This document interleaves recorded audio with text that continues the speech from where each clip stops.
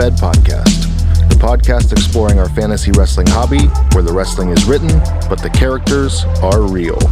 I'm your host, Mikey Unlikely, and I'd like to thank you for joining us here on the Atomic Dropcast Network. Hey everybody, we're back for another episode of the Efed Podcast. Thanks so much for tuning in. Episode 37. Holy cow. This week on the show, we're going to have a lot of fun. We've got Alex, the handler of Kenny Freeman, and the GM over at EWC. We're going to be talking to him about his brand, about his career in e-wrestling, and much, much more, and a whole lot of questions from the people as well. It's going to be a lot of fun. I'm excited to have him on. The EWC has been great to us over here at the Efed Podcast. You guys should check them out at EWC, the number 4life.com. It's a great Fed with a ton of handlers, a ton of different brands and divisions, and a whole lot of fun stuff. No matter what you're looking for in a roleplay Fed, they've got something to offer. Check them out, EWC, the number 4life.com. They've been a long-time sponsor, so I got to shield the shit out of them. Am I right? Guys, we're excited to have Alex on the show. It's interesting to have not just a Fed head. Well, he's not really a Fed head, but he's actually like his own little Fed within a Fed. And he could talk about inner Feds and things like that and a lot of fun stuff. So we're excited to get through that interview. We've also got a brand new question of the week. Where are you from? Where's your character from? Excited to get into the dive on that and see where everybody's from. I think we got some surprises on the list as I was reading over it. We've got a brand new Efed Spotlight, Revolution 1 Wrestling over at revo1wrestling.boards.net. Excited to talk about them and check out their Fed. They've got another roleplay Fed, so we're covering all the roleplay stuff here today on the Efed Podcast. Before we get into the show, guys, and so much more, I want to personally thank each and every one of you. Brian and I put together the EWT's website, the efedtees.com website, and you guys came out on day one, and we did great. Really appreciate all of your support, picking up a t-shirt and helping support both the Efed Podcast and EWTs. We've had a blast doing it. We're having a lot of fun. If you want a custom t-shirt for your character, your tag team, your stable, your Fed, anything, get at Mikey at the Efed Podcast on Twitter or at eWrestlingTees on Twitter, and go over there at eWrestlingTees and give us a little follow action. We're trying to get to where we are on the Efed Podcast, near 1,000 followers. Thanks so much to everybody who bought a shirt. Thanks to everybody who checked out the website and drove our traffic up.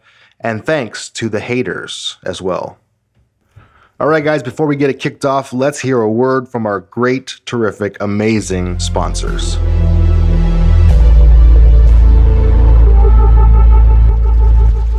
Occupy Pro Wrestling, putting the smart back into smart mark since 2012 as we grapple with design and media services for wrestlers, promotions, and podcasters. We strive to enjoy pro wrestling in our community and podcast, centered around interviews with wrestlers and fans alike. If you like what you see and hear, check out the central hub for everything we're doing and the latest from our site partners over at occupyprowrestling.com. All right, guys, the Efed Podcast is very happy to announce its brand new partnership over on Facebook with the Social Media Wrestling Association. The Social Media Wrestling Association, along with its 16,000 member strong influence page known as Generational Wrestling Society, has proven to be the true revolutionary Efed company of Facebook. The SWA welcomes written, video, and audio promos for its talent, as well as results provided in live 2K audio commentary and written results. The SWA is more than just an Efed. With GWS, all areas of the wrestling community are covered. From belt collectors, wrestling news, trivia, and podcasts, and Efeds.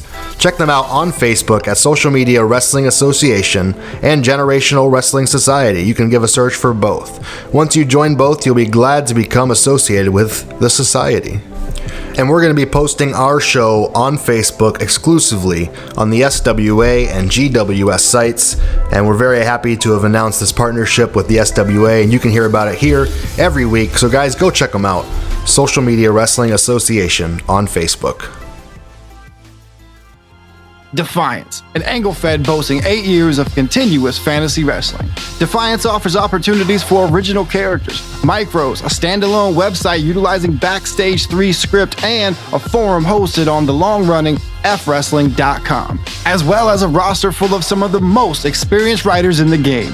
Come see for yourself at DefianceWrestling.com. That's DefianceWrestling.com. Hey guys, are you digging this podcast? Well, we really appreciate it.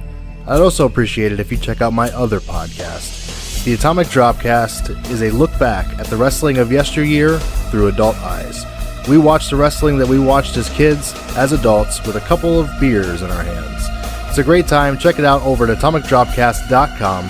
You can also find us on iTunes, Stitcher, Google Play, Spotify, or wherever you listen to your podcasts. OCW Fed is a hybrid pro wrestling eFed that combines elements of role play and competitive play using the WWE 2K franchise. Whether you're on PlayStation or Xbox, OCW Fed is a creative outlet for gamers and pro wrestling fans alike. With over 16 years experience producing weekly content and live Twitch events, OCW Fed has a thriving community with handlers from all over the world. If this sounds like your cup of tea, come check us out at OCWFed.com, OCW Fed TV on YouTube, and OCW Fed on Twitch. It's like D&D for wrestling nerds. Hey everybody, it's Mikey. No, we're not back to the show just yet.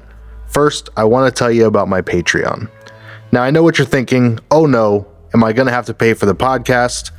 No. The answer is emphatically no. The show has been and forever will be free. No, Brunk, you will not have to pay for the podcast. However, we have been asked by a handful of people how they can help support the show. And we've also been asked, mostly by Fuzz, why we didn't have a Patreon yet. And I quote, "You stupid I can't believe you don't have a Patreon. I will hurt you if you don't take my money now." End quote. That was Fuzz. He's a scary dude. So with that in mind, you can find us at patreon.com/efedpodcast. Contributions start as low as $3 a month. Thank you very much for your consideration. Please get Fuzz off our backs. The EFED question of the week is brought to you by the EWC. The Extreme Wrestling Corporation is the game's longest-running roleplay EFED, having been established in 1997. With over 100 active roleplayers across 4 unique brands, the EWC offers opt-in booking on all of its bi-weekly shows. It's home to Stranglemania and the 4-day wrestling festival known as WrestleFest. The EWC is built on its welcoming community with zero bias and no drama. All styles are welcome. Come check out the EWC today at EWC4life.com. That's EWC, the number 4, life.com.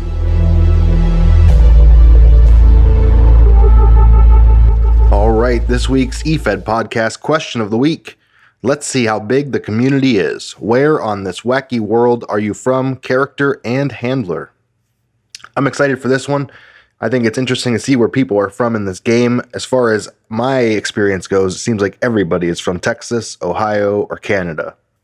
All right, at Alpha Ravage on Twitter, Southern motherfucking New Jersey. Ooh, we're starting out hot. At Titanus Sam, the handler was born in Galveston, Texas, and raised most of her life in Houston. I thought of making Sam another Texan, but I wanted to be original, so I chose Fort Lauderdale, Florida. At Bane Mac, the handler is originally from a very small town in southeast Texas called Boona. I live near Dallas now. The character is from Port Arthur, Texas. The two places are not that far apart. Interesting. Keeping it local, so at least you have some reference of location. At Alpha Ravage, oh, he's back. He's Ravage in Alpha Wrestling and Kelly Leeds in Victory Pro. And they're all still from Southern motherfucking New Jersey. Oh, nice comeback. At JFS EW, I made him from the same place as me because I didn't know you were allowed to make them from somewhere else. I love those rookie mistakes in the very beginning. At Imagine My Venom, handler is an army brat from literally everywhere USA. I dropped Melody out of Nebraska to play the Get Out of Living in the Middle of Nowhere card. Katie Keller is from California, moved to Florida, and still resides there. At Faye the Red Omega, the handler is from the UK. The character Ross Clyde, Denmark, residing in Kissimmee, Florida. Interesting combination. For those wondering why Faye is an early riser, now you know. At Stacy DeVille 77, the character lives in Portland, Oregon. Handler is only about 10 minutes and one state away. Interesting. At Fuck You Donahue, that's FVCKU Donahue. Aussie handler, characters from Calabasas, California. Absolutely random map stab landed me here. I've done that before as well. At Chris Brock EWC, character and handler both from my hometown of West Palm Beach, Florida. You and the Hulkster, brother. At Kendrick Cross, handler is American, character is based out of Chelsea. Interesting. At Zach Quinn _LOP, the handler is from a small town in northeast England called Durham. CAW Zach Quinn is from Newcastle upon Tyne, England. At Ebony Arsini, character is from Manhattan Beach, California, while the handler is originally from Lawndale, California. I currently reside in Las Vegas, Nevada. At Highlander Mac 72, the character is Canadian. The character was born in Glasgow, Scotland, and currently resides in... handler is Canadian. The character was born in Glasgow and currently resides in Las Vegas. Vegas, baby. At Armenian Beast, I'm from Flanders, northern part of Belgium. Gurjin Havanasin, I'm going to murder these names, buddy, is from Armenia. I'm not even going to try the cities. Karma Tenzin is from Thimphu, Bhutan. There you go. Diego Diaz, Vulcan, Costa Rica. And Nuru Muhammad Djibouti. Sorry, not good with those areas. At Positively Poppy, handler Australia, character Fort Worth, Texas. A couple Australian handlers. Didn't know we had that many in the game. That's awesome. At UWF Chris Spade, the handler St. Louis, Missouri, the character Hollywood, California. At Distorted Amber, handler is Australian. Another one. Here we go. Character is currently based out of Atlantic City, New Jersey.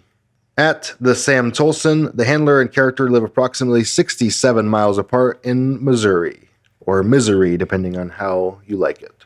At Lone Wolf Samuel, so Sam and Akasha grew up together, so he's also from Miami, Florida. The handler is from Anniston, Alabama, and no, I'm not moving back there when I retire from the military. Awesome. Thank you for your service, brother. At El Perro Ward, born and raised in Detroit, Michigan, now living the best life in Dallas, Texas, in character and out of character. I've been to Dallas a few times. I've been to Detroit a few times too. You can have fun in either of those cities. At Sean _Warstein, I am what you like to call original, both born and raised south side of Chicago. At PRS _too pretty, number 4, you, Richmond, Virginia for Pretty Ricky Stanton, Virginia Beach for me. At 6 Shot Cylinder, my character is honestly just a glorified version of myself, so we're both from Newark, Ohio.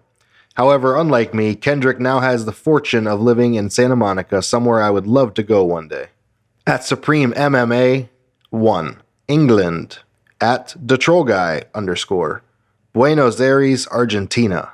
At MS Kasha M, the character is from Miami, Florida. The handler is from Anniston, Alabama. At Ruthann HEWC, Ruthann is from Brooklyn, like her handler. Ruthann lives in California with her hubby Jaden. Jason lives in Oregon with Piper's family, her mentor, while she was wrestle and then once she turned 18, moved to New York to be closer to his mother and her wrestling school. At the Ganja Goddess, I'm from the suburbs of Phoenix, Arizona. The character is a native of Southern California. At Joe the Boss CWF, born and raised in Austin, Texas, but Joe the legendary king of all wrestling promoters is from Three Oaks, Michigan. This town was selected from a friend of mine who lived in the town. Nice. I'm sure he was a little biased for his hometown. All right, let's see what we got on the Discord side of things. Up first is Colin, South Korea for both. Cecilworth flies in every week. Wait, hang on. That's not right. At Queen Lynn's OG, how very Hellraven of him. LT is from Tampa, currently living in Chicago, which is where How is based. I am from Rhode Island, currently living in Chicago, which is where How is based. I added that little part at the end. KPN is from New York. This is at Judge Megan. Born in New York, but live outside of Philly, where Mikey says I have a Philadelphia accent. You sure do. At Mongo the Destroyer, Nelly and Randy Angel are from San Francisco. Mongo is from Minneapolis, Minnesota. Lord Dominicus is from Parts Unknown. And Nanotron is from the future. Literally, you have to write it with caps. I'm from Minnesota, but currently live in South Korea. Interesting. You're not the only Efeder in South Korea either. London, Ontario here. This is Rick. Rick is from Toronto, Ontario, as his father, William the Mangler Mannheim. Canadians. At MDG Wrestling Game, Deacon is originally from Alexandria, Egypt, but I've always wrote him as a living somewhere in the Allegheny Mountains, likely Pennsylvania. Me, the Buckeye State with you. That's right, I'm also from Ohio. Seth is Burns. Oscar Burns is a New Zealander from Wellington, but has become an American citizen now living in NOLA. I'm in Washington State. Spectacular Disaster. This is Pete. All of my handled characters and manager types were born in either Brooklyn, the Bronx, or Queens, and still consider New York City to be their hometown. MJF was born while both her parents were on tour in Toronto, Canada, and considers Warwick the first and only permanent home she's ever had to be her hometown. At Smash, handler from the UK, character from the UK originally but relocated to America because why not? Write what you know. At Jakey, Zeb Martin is from the skyscraper-filled Corner, Georgia, about 10 miles from where I grew up. Allah's Snack Bar, Muriel Puddings are from rural Idaho, and wow, Jake, big diversity of locale. Love it. The Lucky Sevens, their grandfather, and their other students, the House, come from Las Vegas. This is Marcus G. of Defiance Wrestling. The biggest boy, Dex Joy, and his trainer, Tyson XL, come from California. I live in Pacific Northwest and know nothing of California or Nevada. At Scott Stevenspedia, I'm from Houston, Texas. Scott Steven calls Houston, Texas home, and the rest of the Stevens dynasty call Texas home as well, and live in various parts of the state. We are basically the Von Erichs. High praise for yourself. Thanks, Stevens. Alex Smiley, I'm from Southern California, and I'm realizing that a large number of my characters are as well. Actually, 5 of them are in fact from the same exact city of Long Beach, because that's how lazy I was when I started Efedding. Amazing. At Sober David, I'm from Dublin, Ireland, and pretty much all of my characters, with maybe 2 exceptions, are either from Dublin or Belfast. At Roland, I'm from Toronto, so all my characters are usually from Canada, but I live in the UK right now, so I made a Scottish character who is slightly patterned after 2 people I work with. At Billy What's His Name, I'm from the home of e-wrestling greatness, Ohio. Elise Aries was born in Havana, Cuba, but is billed as Beverly Hills, California, OBS.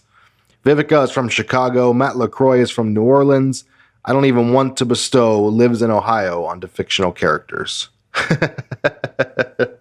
At the OG Shill Impact, Miles Blake was born in Washington, D.C., currently residing off the beaches of Acapulco, Mexico, enjoying his retirement and filthy rich off his hotel revenue. The self-proclaimed official Michael Bay of pro wrestling, Jacob Hotstuff, was born in West Hollywood, California, and is currently jet-setting the U.S. as he shoots his bread and butter roles. Typically involved sharks or other killer marine life, currently he's awaiting the reopening of Whirlwind Wrestling, or a promotion that will pay him an equal or greater appearance rate that Whirlwind has fielded him. As for me, I'm a resident of the Pacific Northwest with an accent I'm told that is overwhelmingly Southern, so that's an interesting dynamic. At Irwin109, Cambria, UK, until retirement to commentary, I tended to be billed from Blackpool, as it's not far from here. JCS of OCWFed.com. Mr. Sensation is from Spanish Harlem, New York, or just Harlem, Harlem. The OCW headquarters is based in Midtown because why not? It's fancy. As for me, I'm from PR, moved to Bronx in the 80s, like all over the Bronx. Jesus Christ, how many times did we move? Family Biz was in Spanish Harlem, so spent an inordinate amount of time there, which left an impression, hence why the character is based out of there. Thank you for listening to my TED Talk. Miguelito! By Pete's Book. At By Pete's Book. This is good old Tom. Me, I grew up in Pennsylvania and moved to California. The character Flyer grew up in PA and moved around a bunch. The other characters all over, usually starting in the Northeast though. That's home. All right, guys, that wraps it up for the EFED Podcast Question of the Week. Thank you for participating this week. If you want to participate next week and be featured on the show, pop on over to the Twitter profile. Pinned to the top is the EFED Podcast Question of the Week, and we'll get you sorted out and read on the air. Hey, this is Pete Russo, no relation to Vince. Listen to Valerian's Garden, buy my book, One Chance, The Legend of Valerian's Garden, and you are all in on the EFED Podcast.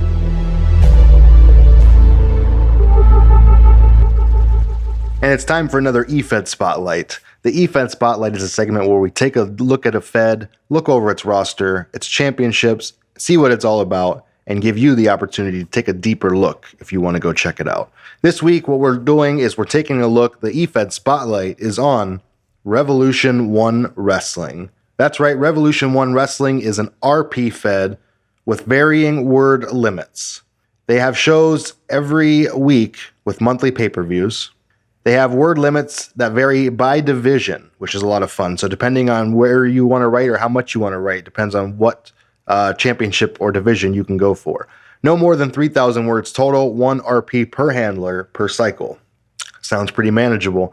Active championships, they've got a world championship, an international title, and soon to have a cruiserweight. Their top 10 wrestlers in no specific order are Evan Lee Chase, Pasha, Thomas Snow, Mad Woman Zelinsky, Kitty Dark, Sarah Pettis, Ginger Snaps, Atara Themis, Daniel Dream, and Anya Coyle.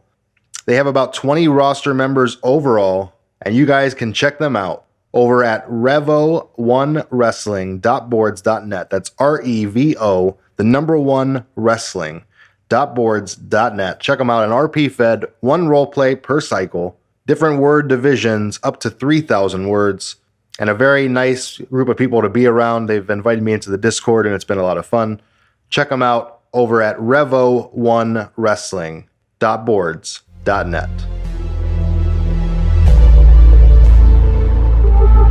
All right, guys, joining us this week here on the EFED Podcast interview series, it's Alex. He's a longtime handler. He's been playing the game since 2007. The handler of such characters as Xander Azula, otherwise known as Legion, Kenny Freeman, Axel the Shark, and the GM of the Brawl brand over at EWC, at Stranglemania on Twitter, Jim Connors. Alex, thanks so much for joining us here today on the EFED Podcast. How are you doing? I am doing great. I'm doing swell. You wouldn't know that I'm still running on about 5 hours sleep. I'm doing great. How are you, Mikey? I'm doing good, buddy. Thanks so much for joining us. We've actually spoken before.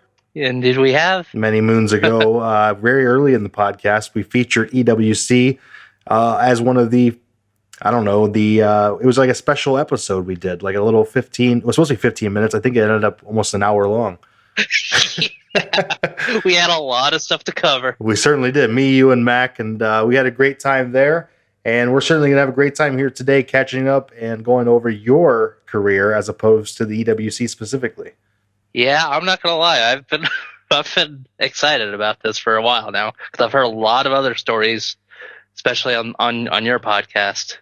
So I've been really excited to talk about mine for a while. Well, we've been excited too, and I'm glad you're finally on here. I know you've been a listener, and we actually got you on. You've listened to the other EWC episodes, obviously, with Mac and many of the other guys we've had on and will have on here very shortly. We've got a handful. So it's been really good. And the partnership has been great. You guys have been a sponsor since the very beginning, very first episode. So guys, check out EWC, the number 4life.com. If you listen to the show, you know it well. Pop over there, check it out. An RP Fed with close to 100 handlers. It's pretty insane. All right, Alex, first questions first. How did you get into pro wrestling? Oh man, this is a great question. I was thinking about this a lot because there's basically 2 parts. There's 2 parts that are kind of small to that. So my earliest memory of pro wrestling, I want to say 1999. Okay. My mom happened to be watching Monday Night Raw one night, Raw is War, whatever it was called at that time, and she happened to be watching the night that they did the Mankind, this is The Rock Mankind, This Is Your Life segment. So that is literally my earliest memory. That's amazing. That's a great segment. And I only seen like bits and pieces of wrestling between then and like the first time that I really got into wrestling, which was actually like late 2000. I got together with some buddies of mine and we watched the Armageddon pay-per-view. Okay. The one with the 6-man Hell in a Cell. Armageddon 2000. It was a 6-man Hell in a Cell. This is the one where Rikishi falls off the top. Yes, I remember. the one Yes. where Rikishi falls off the top. Yeah. Yeah. So basically, I caught WWF at the tail end of the Attitude Era, as I Okay. like to put it. I gotcha. Because the next time, because then I'd watch like, I missed No Way Out, but I saw the Royal Rumble. I was actually a pretty big Drew Carey fan. So I was marking out like crazy to see Drew Carey in the Royal Rumble. He pops out and gets slammed by Kane, or no, tries to give him money. Almost gets, yeah, he tries to give Kane money. Raven, of all people, saves Drew Carey. That's the thing that you, like that, and the fact that Drew Carey's smart enough to eliminate himself not to get killed before his own big pay-per-view spectacular, which, funny enough, I was just hanging out with my buddies, and my mom wasn't, like, my parents weren't going to do, like, pay-per-view events.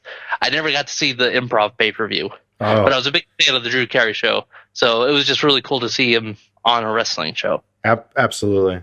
And then WrestleMania 17, X7, my first WrestleMania, and we were basically off to the races. That's The Rock and Austin. Yep, The Rock and Austin, and that excellent video package with Limp Bizkit's My Way. Yep. I can see how that would grab you as a Ute.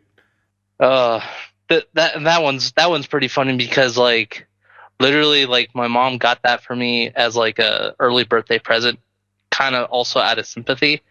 I was supposed to go on some church field trip and I got sick, and so I ended up staying home from it, and like I think it was the day before WrestleMania happened or something, or like a week before. And so my mom actually was like, okay, you know what? Since you couldn't go on that field trip, and let's just call this an early birthday present, she got me WrestleMania 17. And There you go. I was hooked. So there you go. That's awesome. And that's a great way to get started. You saw, was that TLC or a ladder match? That was TLC too, yeah. It's funny because I remember, like I said, I vaguely watched wrestling between 99 and late 2000, but I saw like bits and pieces of like the SummerSlam build for 2000. So I remember that SummerSlam was first ever TLC. Yep. But the one that a lot of people still talk about is the one at WrestleMania.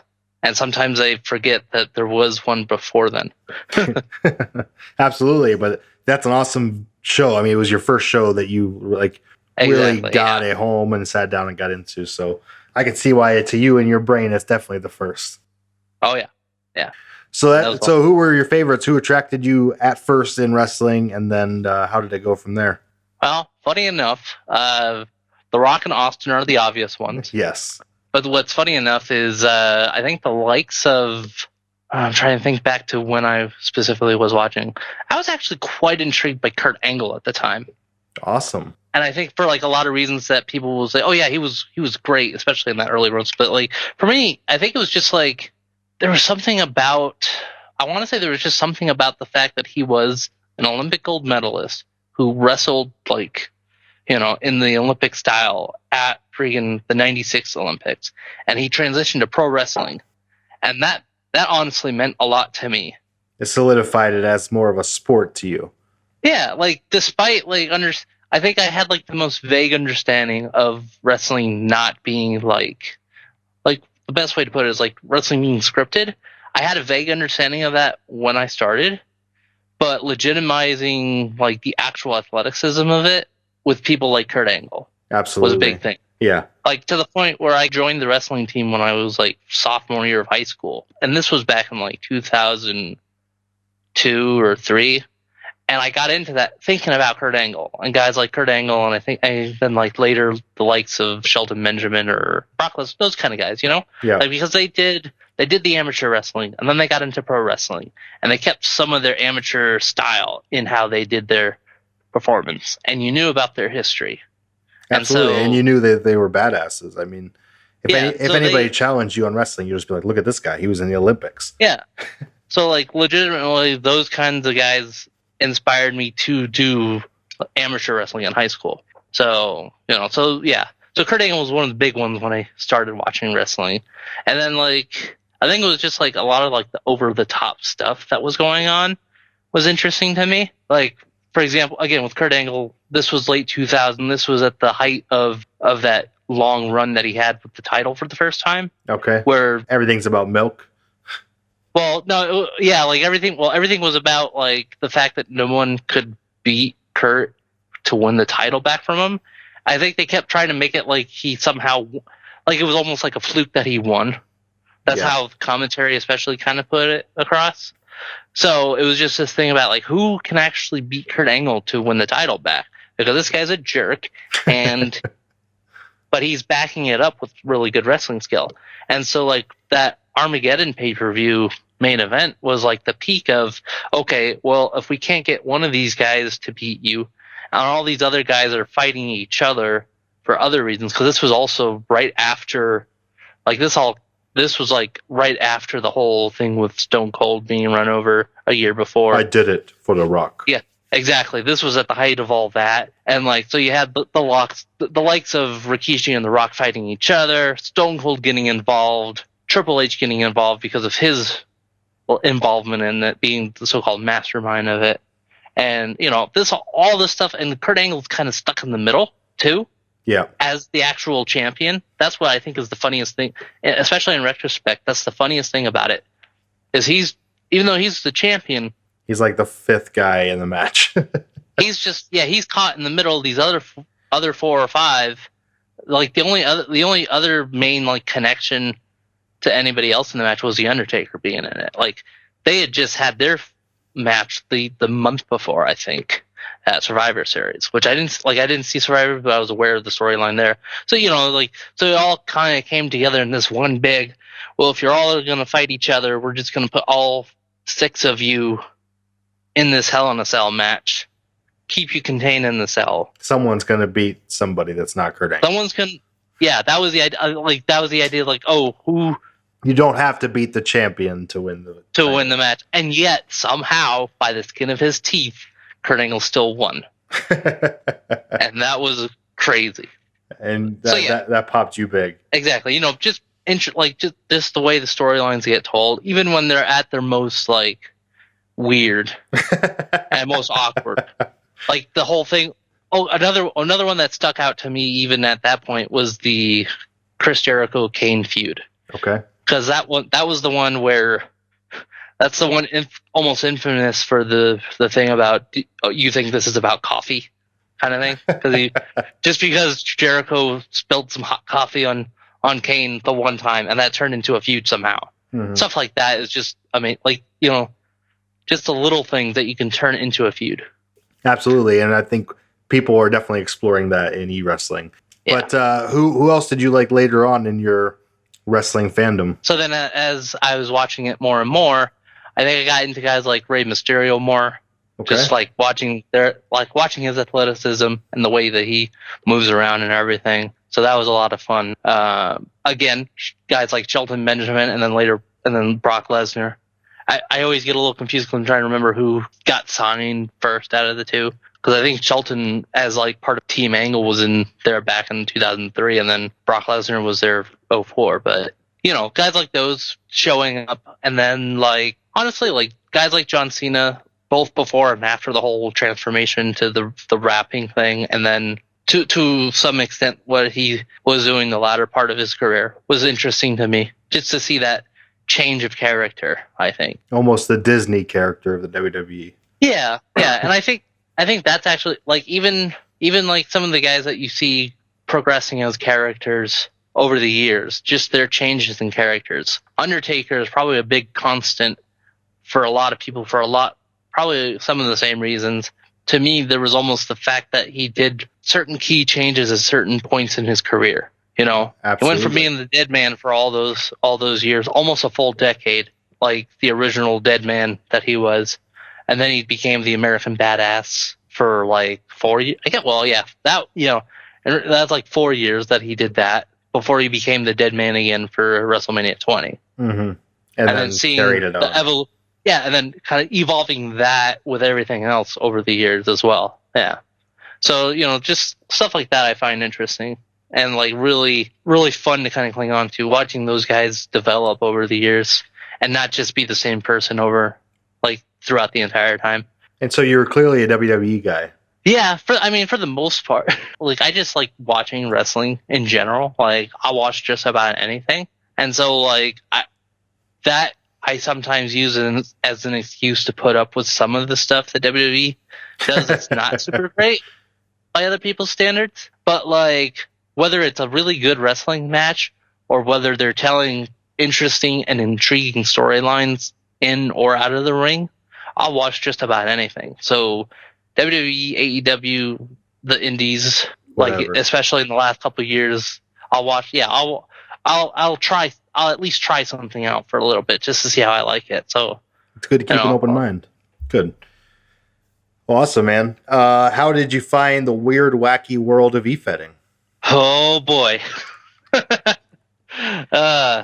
Okay, so I'm gonna turn the clock back a little bit. Oh. To 2007. Okay. I was just finishing up my first year of college. Nice. We're about the same age, clearly. Yeah, just finished up my first year of college, and literally, like, I want to say the beginning or end of June. That almost sounds weird to remember it that distinctly, but that's just how my brain works. I will remember certain things a lot more vividly than others. Sure. But yeah, literally like June 2007, and I've had people make fun of me for saying 2007 or 2000 as opposed to 2007. But hey, we're in 2020 now. That's where that comes from. It's 2020. Exactly. Okay. Yeah. No. So yeah, 2007. I just finished my first year of college, like I said, because this was like summer school. I didn't really have a good, because I was still working off of like dial-up at home. Oh wow! At a time when broadband was pretty readily available, I think. So at school was like where I had like a broadband connection, basically. Yep. So I was hanging out like between my summer school classes at the computer lab, and again, this was like me being really into wrestling, and this was at a point when I started like reading wrestling results on the regular, like because I didn't get to watch wrestling. There was a period, like, because there was a weird period where I didn't get to watch wrestling when it happened a lot, but I was keeping up on the storylines. And the way that I did that was I was reading the results online after. And I always point out there were two sites that I was using to keep up on wrestling news at the time: WrestleView and then Obsessed with Wrestling. Okay. And OWW had a forum. This is where the details get a little bit fuzzy, but yeah, OWW had a forum, and there was like some listings for eFeds and that kind of, like wrestling related sites. And I stumbled across a listing for a Fed called World Class Wrestling Federation, or WCWF for short. Okay. I joined there again at some point in June 2007. That's when I joined that Fed. And the rest, as they say, is history. But to be more specific, I had some funny stories from like my first month being there, because I quickly found out that e-fedding meant writing role plays as a character. That's yes, the kind of Fed that I was in. Yeah, that's like I was honestly intrigued by the idea of, as I like to joke with people all the time, of pretending to be a wrestler on the internet. That is quite literally what hooked me into e-fedding when I first stumbled across the Fed. What can you tell us about the first Fed that you remember? Besides that, it is a role play Fed. Oh yeah, well yeah. So it was a role play Fed, WCWF, and I remember distinctly the fact that they were like, I was looking at the website. That's almost a key thing that I'd be talking about in 2020 is the importance of having a website. But absolutely, that's a different topic altogether. That's a different later. Topic for later today. Yes, we'll talk about that later. But anyways, I checked out the website. It was really cool. Checked out the forums. Really good. Really pretty basic. But that's all you need, really. Basic forums and a decent website, you're good to go. Good graphics. The guy who founded the Fed was not necessarily the guy who was really running it day to day, which is kind of funny. But he was like the guy who paid for the domain and stuff.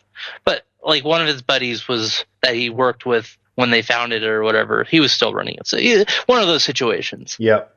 Definitely. and I'll explain why I bring that up in a minute here. But one of the funniest things that happened, like literally within the first week, because one of the things I found when I was looking at the website was that they were promoting that they had a show on Fox Sports.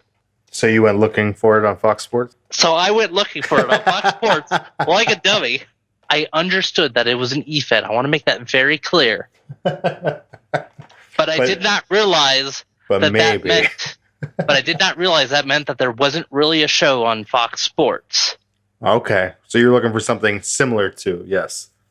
Oh yeah, well yeah. I was just looking. I was looking to see if there was a show called I think it was WCWF Impact. I was looking for something like that on the TV guide, like a dummy, and I asked about it on the forums, as mostly tongue in cheek, because I did realize I realized pretty quickly what was happening.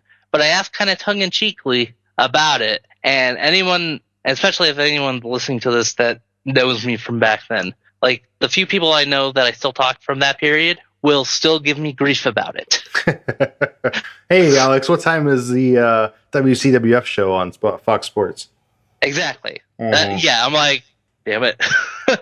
Dang it all, you got me. But yeah, no, so it was funny. So the other thing was like, I picked up pretty quickly on the idea of writing as a wrestler and writing a role play. And I know some people joined Fedding at a time when it was all in-ring promos, but I was actually in that stage where role-playing became kind of a combination of character development and a promo of some sort. But the thing is, I think I was in there when people were starting to slide to the other end of the extreme, where the emphasis was more on the character development. Yes. And it was all about the characters' wives and kids and daycare. And I'm like, in my defense, I had a pretty good idea of what I wanted to do for my first character, which was Xander Azula. Which, here's a funny story for you. Xander Azula is the name of a name of a character that I came up with when I used to role play in Harry Potter chats on AOL back when I was like 13. There you go. So when I started e-fedding, that's one of the first names that popped up. A little carryover action. Yeah, and then I got the idea for Legion, which is not to be confused with like a million other characters named Legion. I've had this conversation with people in e-fedding over the years. I'm not that Legion. If it's the Legion you're thinking of, it's probably not the one that I had in 2007. But I came up with Legion, obviously because of the demon from the Bible. I grew up not in like a religious household per se, but I grew up going to church, so I was into that kind of stuff. Yep. And trying to balance a lot of stuff at once. And again, partly that, and partly my slight fandom of the Undertaker at the time, kind of made me think, what if I role played as a character that basically talked in third person, but not like the Rock third person, but like we are this, that kind of thing. Yep. I tried that for like a week, didn't work out so well. Dropped that part of the gimmick, but and my first pick base was Randy Orton, a young Randy Orton before he had all those tattoos, and that's important to note because like about a year later, he had that song Voices for his theme song, talking about having voices in his head, and it's like, hey, wait a minute, I had a character like that. What's going on? So yeah, and like within my first month, I had happened to like I won a championship within my first month of role playing there because I happened to have a decent knack for writing at the time. I think it was the International Television Championship, and so I won that about 3 weeks in. I lost it the next week, and the match that I lost it in was supposed to be like a parking lot brawl as part of the show, but whoever was supposed to write that match for the show didn't bother to, so they didn't put the match in the results. They just put the winner. Nice. Because that's the kind of thing that happens sometimes, Yes, it certainly does. All these years later, as someone who runs, like who's on staff at least, I can understand that feeling. But I don't. But you don't forget that kind of thing. You don't forget losing your title in a match that only exists. There was no because match. of the result. it only exists because the result was posted. Absolutely. But but it was honestly like that first Fed was a lot of fun. I was there for a few months, I would say. I had some secondary characters as well. I had one secondary character in that particular Fed, and this is going to sound weird, so I apologize in advance. The name of the secondary character was Alex Raytop, which is Potter spelled backwards. As you can guess, that was another character that I had in your Harry Potter chats. Yes. In my Harry Potter chats, yes. So, and his pick base for like a week when I first signed him up was myself, because I was that self-indulgent or whatever. Nice. But I quickly changed him to John Cena just that way he was more of a wrestler pick base. There you go. But anyway, so that was my first Fed, and that was not a very big jump from you to John Cena. Pretty close. Maybe if I cut my hair, it'll be fine. So that was my first Fed, and that was mid 2007. And like, it's funny because like my second Fed is where a lot of like the people that I know now, like a lot of the people that I know from e-Fedding that I still talk to, come from like my second Fed and my involvement in inter-Fed related stuff from there. Okay. So the second Fed I was ever in was a Fed called Rotten Apple Wrestling. Rotten Apple. Rotten Apple Wrestling, or Raw for short. Yes, it's exactly what it feels like. The reason it was called Rotten Apple Wrestling is it was meant to be kind of like a little bit more of a hardcore basis, but not like ultra violent, not CZW kind of thing. Okay. But it was also called Rotten Apple because it was basically based in New York City. Right, so, makes sense. Yeah, the Big Apple.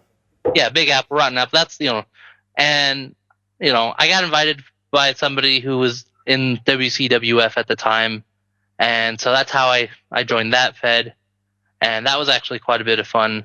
Like I said, I met a number of people from there that in some cases I still talk to today. A character named Black Death, who I still talk to on like Discord and stuff now. I met him through Rotten Apple Wrestling, for example. That's crazy. Yeah. So there was that. They had their sort of hardcore title thing was called the Illegal Division. Again, some of the names are kind of weird. I held the title for a bit. I'm pretty sure I won the title because the opponent no-showed, and then every successful defense I had was because people kept no-showing and disappearing from the Fed. Hey, a win's a win. Yes, and the first time I faced someone that actually role-played, I didn't hold the title anymore. That's okay. I was still new to the game, so not a big deal. So and because of Rotten Apple Wrestling, I had found out about Rough Cut. Okay. The Rough Cut forums. So that's like one of the big hubs of e-wrestling communities. Certainly was. Rotten Apple Wrestling was also a part of an interfed called the Experts. That's how I met people within the Experts, and there's going to be a lot of stuff that I might touch on because of that. But yeah, basically, because they were a part of that interfed, I got involved with a lot of the events and a lot of the discussions and stuff in that community, including the Extreme Tournament of 2007, which I think was actually basically the Experts was just coming back from like a big hiatus that they were on. For people who don't know, talk about what an interfed is and what that means to e-fedding. Fair point. So an interfed is essentially, I think the best way to describe it is that it's a community that's made up of different e-feds, or at least members of different e-feds that usually come together primarily for the sake of interfed shows, which allow for like interpromotional style matches that you might not see that you might not see otherwise within feds. For the more old, like especially if you're an old school wrestling fan, I would hearken it to like the territory days. For some interfeds were ran like territories, because you had the likes of WFWA and NEWA that were basically territory style interfeds. The Experts was a little bit looser than that.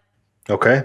Because the Experts was more of a because it had its own community forum, and there were like a couple, like in 2007 when I started getting involved in that, there was like one or two feds that had their own forums hosted on the same forums as the experts' discussions.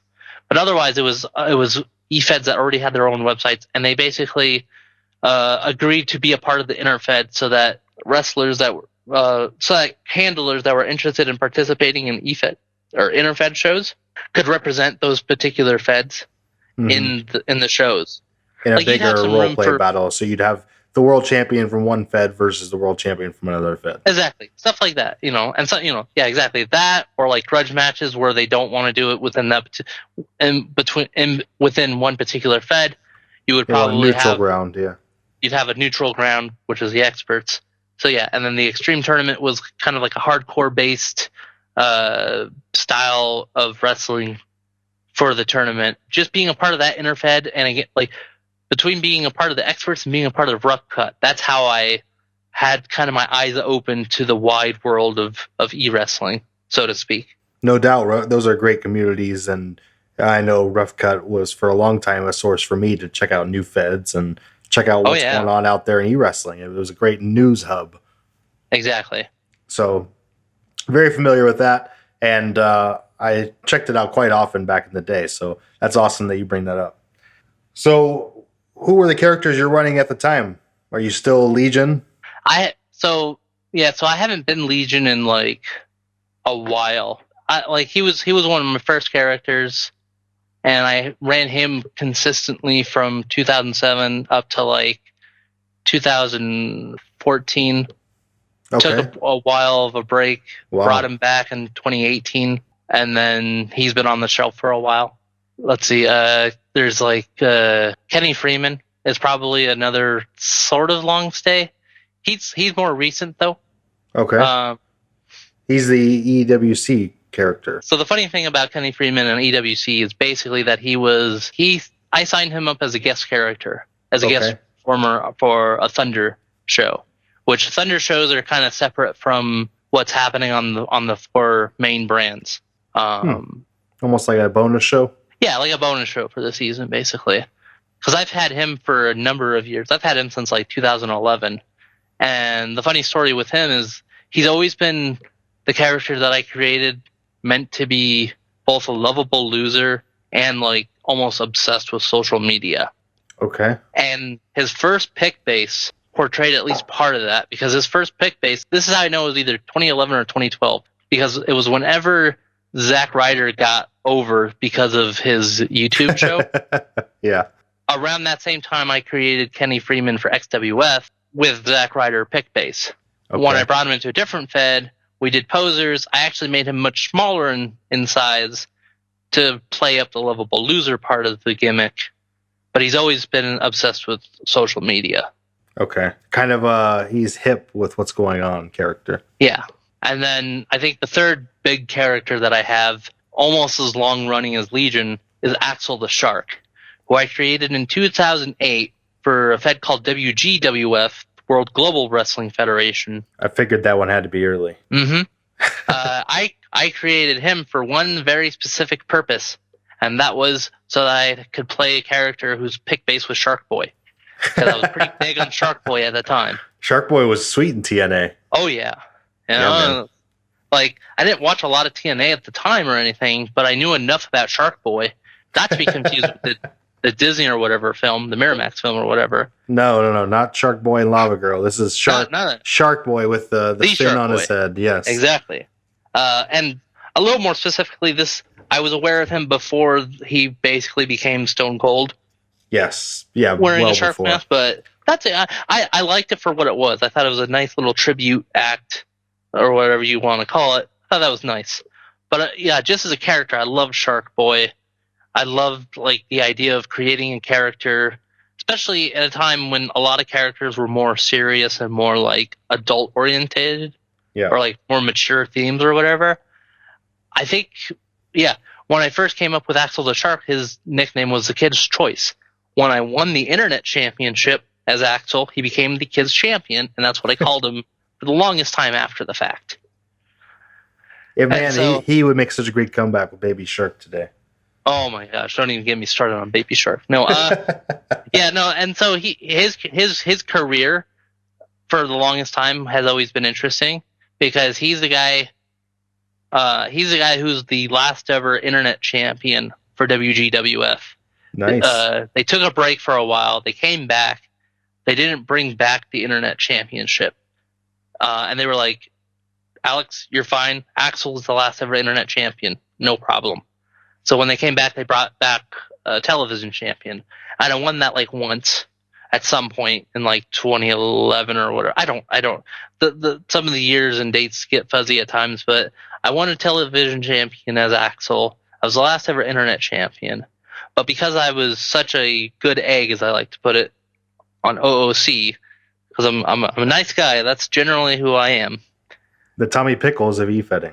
Yes, as I was known at one point on the EWC Discord. I'm the nicest guy in e-fedding, as I like to joke with people. And because of that, and because I was a good person and was willing to always help run with storylines with stuff, they actually inducted Axel into the WGWF Hall of Fame in 2012. Nice. And the reason I make that distinction is because usually people that are in the Hall of Fame at least are, I think a lot of 10 times world champions. Yeah, it depends on the standards of the Fed. But the guy running the Fed at the time specifically told me that he was putting me in because he appreciated me as a handler and for what I was willing to do with Axel and storylines and stuff. So I have that distinction. So you are a good egg. I try. And so with Axel, it's funny. Like I enjoy doing stuff with Axel the Shark so much that like in 2014, I've heard people all the time talking about like the amount of time that they were away from the hobby. For me, I only spent maybe a year away from the hobby at most. 2014, I was just so busy with stuff in real life that like I took a bit of a break. 2013, a lot of my favorite feds and stuff were being shut down.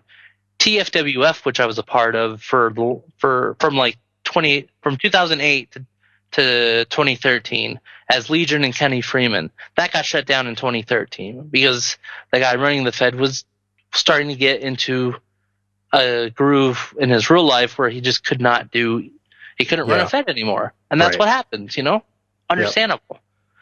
And we had a final show and Kenny Freeman's also the last ever light heavyweight champion of TFWF. So that's another distinction, But I have all the respect in the world for Ian. He's the guy who ran TFWF.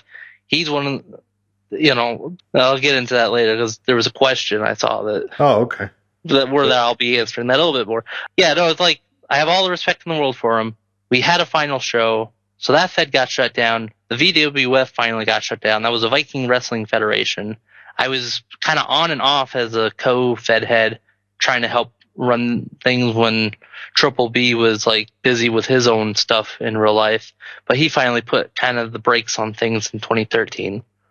And then Russ, a buddy of mine who took over the experts from Jesse Gunn in 2009, he had real life keeping him from doing e-fedding stuff in 2013. And so he put the experts on the shelf then. So I had three different things that kind of just went away for understandable reasons. Yeah. So it was all at once. Yeah, and it was all at once. So by this is why I get a little confused on my dates. It was either 2013 or 2014 that I finally just took a bit of a break myself because there was literally nothing really happening. And I don't even remember what I was doing at that point that was e-fedding related. Because I know I didn't take that long of a break. That's the other thing. I say a year, but it was probably a lot less than that, and I just don't remember what feds I was in at the time. Definitely. And that's kind of funny because I also have joked about being the Mike Hanlon of e-fedding, which if you've ever read or seen the movie It by Stephen King, Mike Hanlon's the guy that stayed in Derry when everyone else left. So he remembers everything. And so that was always my joke for the longest time of being the one who was still e-fedding when everyone else had real life stuff and went away. Took off. So yeah. I remembered everything that people forgot by the time they came back. It's a great reference. Yeah.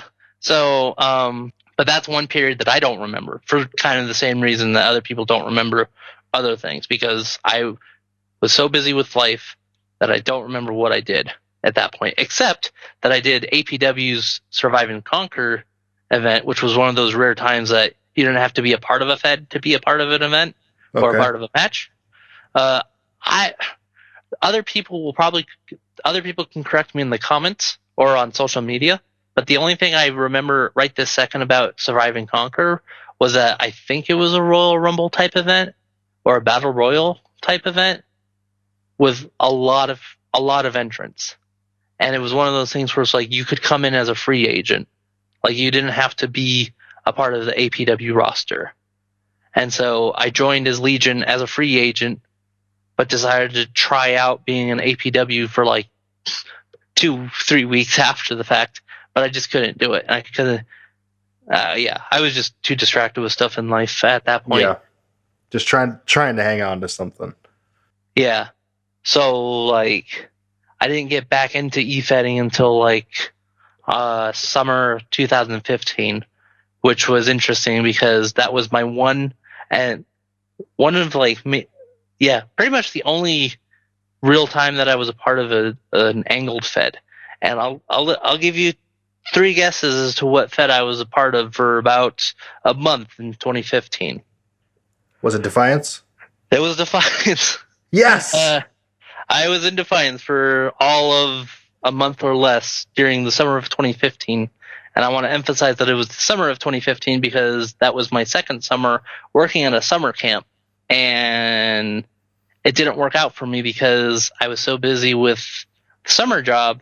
I was working more than full-time basis at that camp. But what it really boils down to is that I just couldn't get it together and do what I was supposed to at the time as far as being a real active part of the roster. So I got the boot. It's also one of the rare times in my e-Fedding career that I got the boot from a Fed.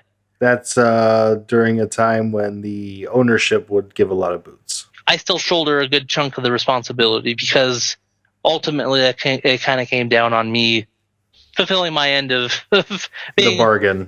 Yeah, for whatever reasons, but again. Well, if you or anybody else out there wants to get into DefianceWrestling.com, I know a guy. Oh yeah, I've seen a lot of changes. I've seen a lot of changes in how things have been done since then. Yes. And I think if I thought that I could, especially like now with the amount of workload that I have now, both in e-Fedding and outside of it, if I thought I could handle an angle Fed, I would probably try to do Defiance again. Over at DefianceWrestling.com. Yeah, at DefianceWrestling.com. Yes. We might as well get the plugs out. Yes.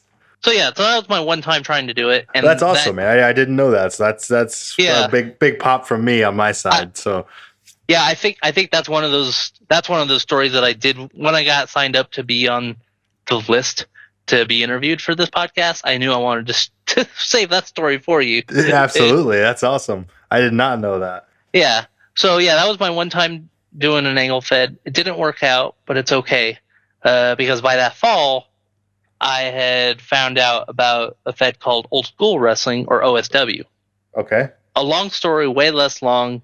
OSW is the Fed that I attribute to renewing my love of e-Fedding. Nice. Because I had found OSW on a listing on the RK forums, and this was like maybe a year or less even before Rough Cut got shut down completely. But Dean, who went by Music My Savior at the time on the Rough Cut forums, he had posted a link for OSW. And I knew his name because he had run the IWF, the Internet Wrestling Federation, for some time before then.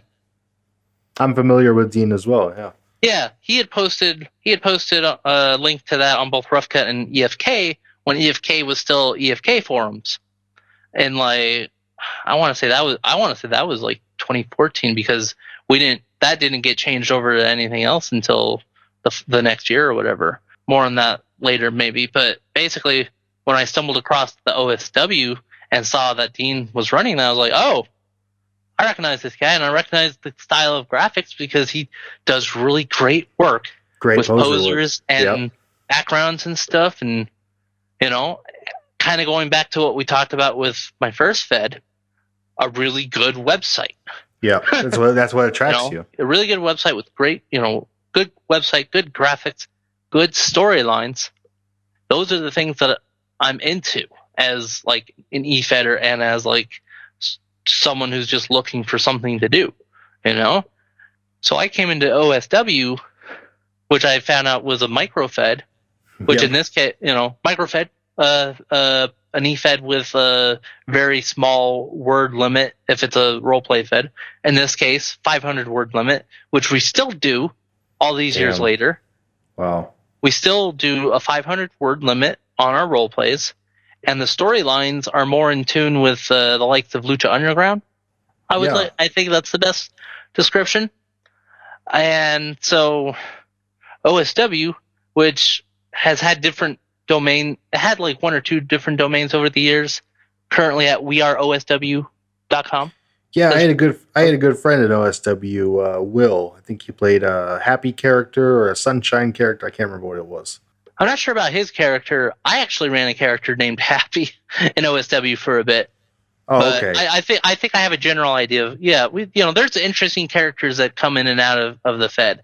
I originally came into OSW as Axel the Shark with the gimmick of here's a guy that loves being a hero to children and is a goofy, like wearing a goofy shark suit type gimmick.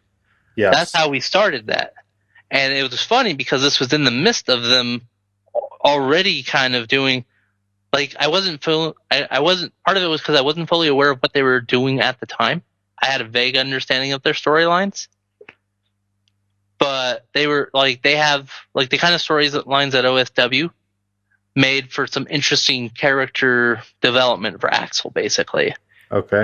Long story short, because I did promise you that I wouldn't try to make this a 5-hour long interview. Long story very short. Axel the Shark started as the kids champion and became a bloodthirsty heel under the influence of a character named Doc DeVille, who some people will recognize from XWF. He was also in OSW. We had a big group formed called the Asylum, which I think was also in XWF as well. Different character, you know how it goes. People come up with basic ideas, and they'll apply it to different feds. But this version of OSW featured a completely different version of the Shark, as we called him, and like a number of people that were in it were basically changed into these twisted versions of a previous gimmick. Basically, we had the Shark, we had Smiley, we had Creeping Death, we had. We had a number of different characters like that. We had a character named Hysteria, stuff like that. Whole thing about it. It was really fun, and it was really cool to actually completely change my style of writing. And feds like TFWF and OSW are how I actually came to become a better writer. Basically, it challenges you to do more with less. Exactly. Like OSW, I started to actually really think about what I wanted to have my characters do within the span of a promo. And then, in TFWF, that was the case. And in OSW, with the shorter word limit, cranking that way down, boiling it down to more based around themes. And I think that's, like, especially in our current climate of OSW, a lot of it's kind of centered around taking a look at your opponent and building a theme building a theme about your opponent and building your role play off of that. And so a lot of people have kind of come in and out of the Fed because they didn't quite grasp that. But those that do get a really good experience out of that particular Fed. So that was OSW. That has been OSW. Like I said, he's gone from being a lovable goof to bloodthirsty predator, and then when the group was disbanded, he began a redemption arc where he became the Shark Man, who's kind of based on my own personal love of the vigilante style superheroes trying to atone for their past sins, kind of deal. Yeah, people without actual superpowers. Exactly. So exactly that kind of thing. So like that whole so Sharky, as we like to call him, has had this whole character arc from 2015 to like today, because I'm working with a slightly tweaked version of the character now, where we're doing a storyline. The Sharkman was almost killed after a match that he actually won. But he was basically left for dead, and we had a return by the Doc. We had a return by Doc DeVille that turned him into the Blood Red Shark. So this is the latest evolution in that character, and I give all the credit in the world to Dean and to the people on the creative team that have come up with these storylines over the years. So that's what that's like being an OSW. It's a lot of fun, very different storytelling, and because it's a microfed and because it's a shorter word limit, I can handle doing that and like other things as well. Absolutely. So, yeah. So that, Microfed's a good thing for if you're way too busy, but you still want to be in the game, or you still want to write some competitive stuff. Microfed's a great place to start. Exactly. Well, very good. So, how did you get involved with EWC? Okay, yeah. 2017 was an interesting turning point for me, mostly in real life. Okay. I had been working at the summer camp / like winter camp kind of thing. I had done it like a year-round job, and I was working there for about a year and a half. And during the year that I worked at a camp, my mom's health was getting bad. And in May of 2017, my mom passed. So that's a big turning point for me because I took a bit of a short break. Understandably so. The weird thing about it is that I took a month off from being on the creative team. I took a week off of role playing because I realized after like that week that I kind of needed the hobby to be my escape. You. Yeah. Yeah. And that was something I talked with Dean about at that time. Like, yeah, I kind of need this to help me in some ways process what was going on. So 2017 turned into 2018 pretty quickly. Because again, I was mainly just doing OSW at the time. But in 2018, I had kind of a random idea because it had been 5 years since Russ put the experts on the shelf. Okay. Because of his own real life stuff. And I had been approached by a couple of people that were mainstays of the experts, Jack Benevolence and Dougie Fresh. They were on old EFK forums, which became the MFX forums when Ian and Duckman started doing the MFX podcast instead of EFK. And then that turned into the Occupy Pro Wrestling forums when I offered to take over the forums from Duckman so that he didn't have to deal with forums that nobody was using. Nice. I currently run a website called Occupy Pro Wrestling at occupyprowrestling.com. Oh, nice. Yeah, a little shout out occupyprowrestling.com. Yeah, and part of the thing about wanting to take over the forums was because there's still a lot of history kind of hidden in the recycle bin on the forums that I slowly started dredging up over time. So so it's not only a current website, but you're kind of running through the history of the website. Exactly, yeah, and some old EFED guides that were like a big hit for the EFK audience at the time. So Jack and Doug had approached me because they were writing some pieces kind of basically about the fact that it had been 5 years since the last Experts show. Dougie Fresh was still the true expert champion. That's the name of the champion of the experts. So the last Experts show was 2013, and because Doug was the last true expert, which was the champion, there was a lot of stuff still unresolved from that. And so they started writing kind of back and forth pieces almost, basically role plays, addressing the fact that there was a lot of unresolved stuff. And they wanted to do some kind of match between the two of them. And they wanted me to maybe put on some kind of Efeding show or some kind of show to highlight that particular matchup. Okay. So then that got the wheels in my head turning. I was like, I could just do any old show. I could even do this as an interfed that I ran for less than a year called The Collective. There's a whole thing about that. I ran that with the help of Jesse Gunn for a little bit, kind of as a response to the number of feds that were trying to join the experts at the time. This was like 2008, 2009.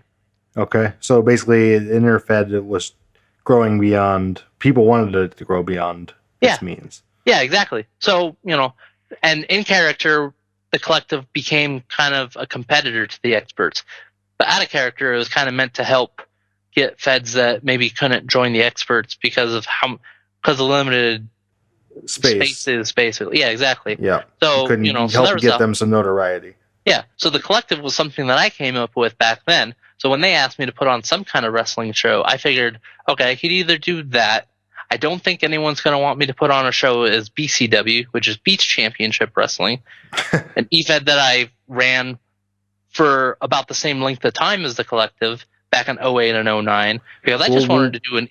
We'll get there. I'm going to ask you that question next. So anyway, I know. So I'm just saying, like, I could have done all these different ways, but the most appropriate way to do it was as an expert show, because they wanted to revisit a story from the experts. So I talked to Russ and I talked to Jesse Gunn, and with their blessing, I got the okay to do an expert show, an experts reunion, basically. Okay. So I invited a bunch of people, and we had a show back in the day called the Experts Invitational. So that's what I called it in 2018. The Experts Invitational. And I know I'm taking the long way around, and I apologize. I promise I'm getting to my point.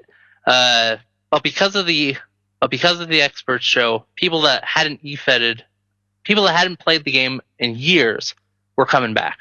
That's great. And some of the people that came back, they joined EWC off the back of that. Georgie Nichols joined EWC because of that. Scorpio, which is one of the characters that Russ played, he actually joined EWC because he got to role play as Scorpio again, because he got to actually be a part of EFEDing again for the first time in 5 years. He got the itch. And he decided to scratch it by joining EWC, kind of off the back of Georgie joining. And so that what kind of started that. And after a while, I decided, you know what? I want to try my hand at being in the same EFED as those guys, as Georgie and Scorpio and people like that. So I joined EWC not long after, maybe a month or two. May 2018 was when I did the experts reunion. By June or July or whatever, I had joined, or maybe even later than that, I joined EWC as a character that I could best describe as may or may not be a time traveler, called Aeon Kronos. So Aeon Kronos is a character whose pick base is the Doctor, the Ninth Doctor to be exact. Nice. And because EWC is a more realistic Fed, because keep in mind, at this point I'm still in OSW, where where we even had a character. The stories are a little out of there. Yeah, the stories are a little more out there in OSW. I'm in a more realistic Fed, so my wife would be a big fan of yours. She's into the Harry Potters and the Doctors. Excellent. So yeah, so my character, instead of just being a straight up time traveler, I'm trying to heavily imply that he's a time traveler without it coming out right and saying it. Exactly, without the storylines that he might be involved in. Actually, it's basically stuff like claiming, like his thing is that he claims to be a time traveler. He claims to know how things are going to turn out, that kind of thing. Yeah, I got you. And I joined EWC and I joined the Prime brand, which is a microfed style brand because they have 500 word limits. Absolutely, yeah, good way to start. Yeah, in EWC, that's the brand that has a 2 role play limit, 500 words each, and you can't reply to because usually in EWC you can't reply to someone else's role play. Oh, I love that rule. The slight workaround is that you are allowed rebuttal in your second role play, where you can respond to points brought up in your opponent's first role play, for that kind of style of back and forth, because there are some people that are used to that kind of style of role playing. Sure. So there's an allowance there for that. And so I joined Prime because it was a 500 word limit, just like with OSW, a lot less work to do for role playing. And then a couple months later, I joined in as Legion because I wanted to have someone, and this was again in the peak of me trying to do expert stuff. I wanted to have something that I could kind of do minor crossovers of stuff that I was trying to do with experts at the time. So I brought in Legion on the Rampage brand to mess around with Georgie Nichols and Scorpio based on stuff from the experts. Not necessarily bringing the storylines over, but just kind of reference, like getting the characters back together. Yeah, getting the characters back together and interacting in a certain way. Sure. So, and acknowledging the history. Yeah, because Georgie and Legion and Scorpio all know each other originally from TFWF. This was back in like 2008 to 2010.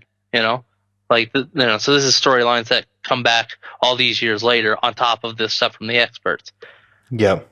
And those were kind of a short run because it didn't take very long for me to realize, especially with my dad's health getting not so great over time, that I wasn't able to really devote as much attention and time and energy into e-fetting as I wanted to. Sure. I was still doing OSW, but I took a step back from EWC stuff for a while. And then like late 2018, I tried to run an extreme tournament for the first time ever. And this was late 2018, early 2019. Bit of a mess with that. That kind of made me realize, okay, I can't quite handle doing a tournament at this time, especially with my dad really not feeling well. I think he was in the hospital at least once or twice during the time that I was trying to do the tournament. So there was a whole thing to that. So I took a break from e-fetting aside from OSW, because that was like the most amount of energy that I could devote to the game at the time. Fast forward to so I did role playing for a short bit, took a break, and then we fast forward to 2018. Okay. I think I feel a question coming on. Well, no, my question was just going to be, the next question was just going to be, have you ever run a Fed? And if so, what has that experience taught you? And obviously you said you ran a Fed back in early times. And right now you kind of run a brand, but we'll touch on that after you talk about your Fed. Okay, cool. Yeah, this is a good 5 minutes that I'll probably spend talking about the rise and fall whatever of BCW. Yeah, so in 2008, I got a crazy idea where I wanted to do an eFed based in my hometown and where I currently live in Long Beach, California. And keep in mind, this was about 10 years or so before Hollywood New Japan from wrestling. Oh, yeah, and before New Japan actually did a show in Long Beach. So keep that in mind. This was back in 2008. And this is why I laugh when I think about the fact that New Japan has had a couple shows from the Walter Pyramid, because that's where I had BCW shows was at the Walter Pyramid, which is Are you saying they stole your ideas? I'm not saying they stole my ideas. I'm saying that I'm glad an actual wrestling promotion did the thing, because that's why I opened up. That's because now you're validated. Yeah. I am, as the Dashboard Confessional song goes, I am vindicated. I am selfish. Never mind. Anyways, I'm not going to go that far. There you go. Anyways, yeah. So in 2008, I ran BCW, and I ran it from, I want to say, basically the summer of 2008 to April 2009. And the experience taught me how to deal with people how to deal with drama, whether it's people no-showing. Fun story, my very first BCW show, I did an open invitational battle royal for anyone, because basically I was trying to have a set date on my first show, and I wasn't entirely sure who all was going to join. So you opened it up to everybody. So I did an open invitational battle royal, and I don't remember the exact specifics on what the prize was, because I wasn't one of these people that was going to do for like the world title. Yeah. In fact, I opened the Fed at a time when the experts had two tiers to the Feds that they were having be a part of the Interfed. They did global Feds and they did regional Feds. And I joined up as a regional Fed. And so by that sort of one of the definitions was that a regional Fed, the top title was not the world, not a world title or a global title or whatever you want to. So I did the BCW Heavyweight Championship. Okay. Which, now that I think about it, I think that might have been the prize for the winner. Actually, no. Okay, I'm sorry. No, I remember now. It's all coming back to me. That's kind of scary. That's the beauty of the podcast. No, I did it for the television title because I had a vague idea of what I wanted to do from the get-go, which was to have a top title and a secondary title. And the secondary title at the time was the television title, which was going to be defended every week. That was my plan from the get-go, because I knew just enough about wrestling, and especially a little bit older school wrestling mentality, to know that was a good idea. Absolutely. So the Open Invitational Battle Royal, which, by the way, if you are running a Fed, I do not recommend doing an Open Invitational Battle Royal. Because then you have to write a Battle Royal. And you have to figure out who's actually going to be a part of the Battle Royal. And I had a few people join the Fed in that time. And I had, if my count is correct, because this is one of those vivid memories that you always hold on to in the game. I think I had one person roleplay for my very first show. Oh no! So that was fun. So they won everything. And yeah, they won the television title. But you know what? It's funny because it was also a dude that found my Fed on like MySpace, because I made a MySpace page. Because again, this was 2008 when MySpace was a huge thing. Well, was Tom your number one friend? Yes. So yeah, he found the Fed from the MySpace page, and I was really happy to. That's one of the funny things about being in this game. I love when I can find people that aren't necessarily that haven't already been a part of the game for a very long time. Absolutely, yeah. That's always fun. For me, that's you. Yeah, that's fair. That's a fun. Like, it's funny because for as long as I've been in the game, I know people have been in it almost twice as long. In some cases, I'm not twice as long as you, but not twice. Like 7 years or so. Well, that's what I'm saying. You know what I mean. You know what I mean. Anyone that's been in it long enough to remember email feds or even play-by-mail feds. That's definitely a lot longer than I have. I was in what I like to jokingly call the Silver Age of e-fedding. The Silver Age. There you go. Yeah, because I recognize that a lot of people will call the early 2000s the Golden Age. I will call 2007 to 2013 the Silver Age at the very least. So what is today? The Bronze Age. All right, we'll go bronze. Just by default, that's the easy.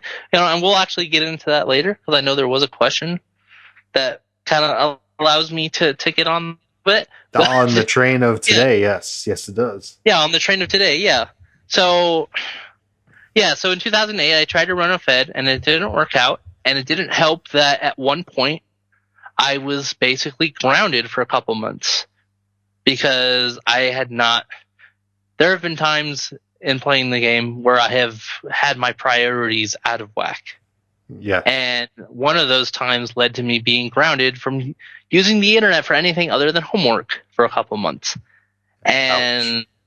This is a little bit of a confession because I have actually not told this much of the story to people very often. Oh, exclusive. Yes, this is the first time I'm admitting that I was quite literally grounded from using the internet because I slacked off too much on my homework at one point. Makes sense. Yeah, I was in college, but I lived with my parents, So it was one of those things, School comes first. School comes first. Life comes first. What's the number one catchphrase of people that know what they're doing in this game? Is that real life comes first. Yep. So real life didn't come first for me at certain points, and that was one of them. So for about 2 months, I wasn't running BCW because I couldn't. And some idiot, this is probably the harshest I will ever be about people in this game, some idiot decided that because I couldn't defend myself and explain that I gave some idea that I wasn't going to be able to run the Fed. I had put it on hiatus for the however long that I was going to be grounded. I didn't tell anybody that I was grounded because that seemed a little weird at the time. But I explained that I had to take a break. And I explained this to Jesse Gunn, who was helping me out with stuff at the time, too. But while I was gone, some idiot whose handle at the time was Sonic Boom decided that he wanted to be an idiot and claimed that I had given him the okay to take over the Fed while I was gone. And you can probably imagine how that story goes, because people disappeared, and I was lucky to get anybody back when I came back. So that's the story of the 2-month break that was literally the beginning of the end for BCW, despite the fact that it was almost DOA, because the very first show only had one person actually roleplayed. It got better, but not much.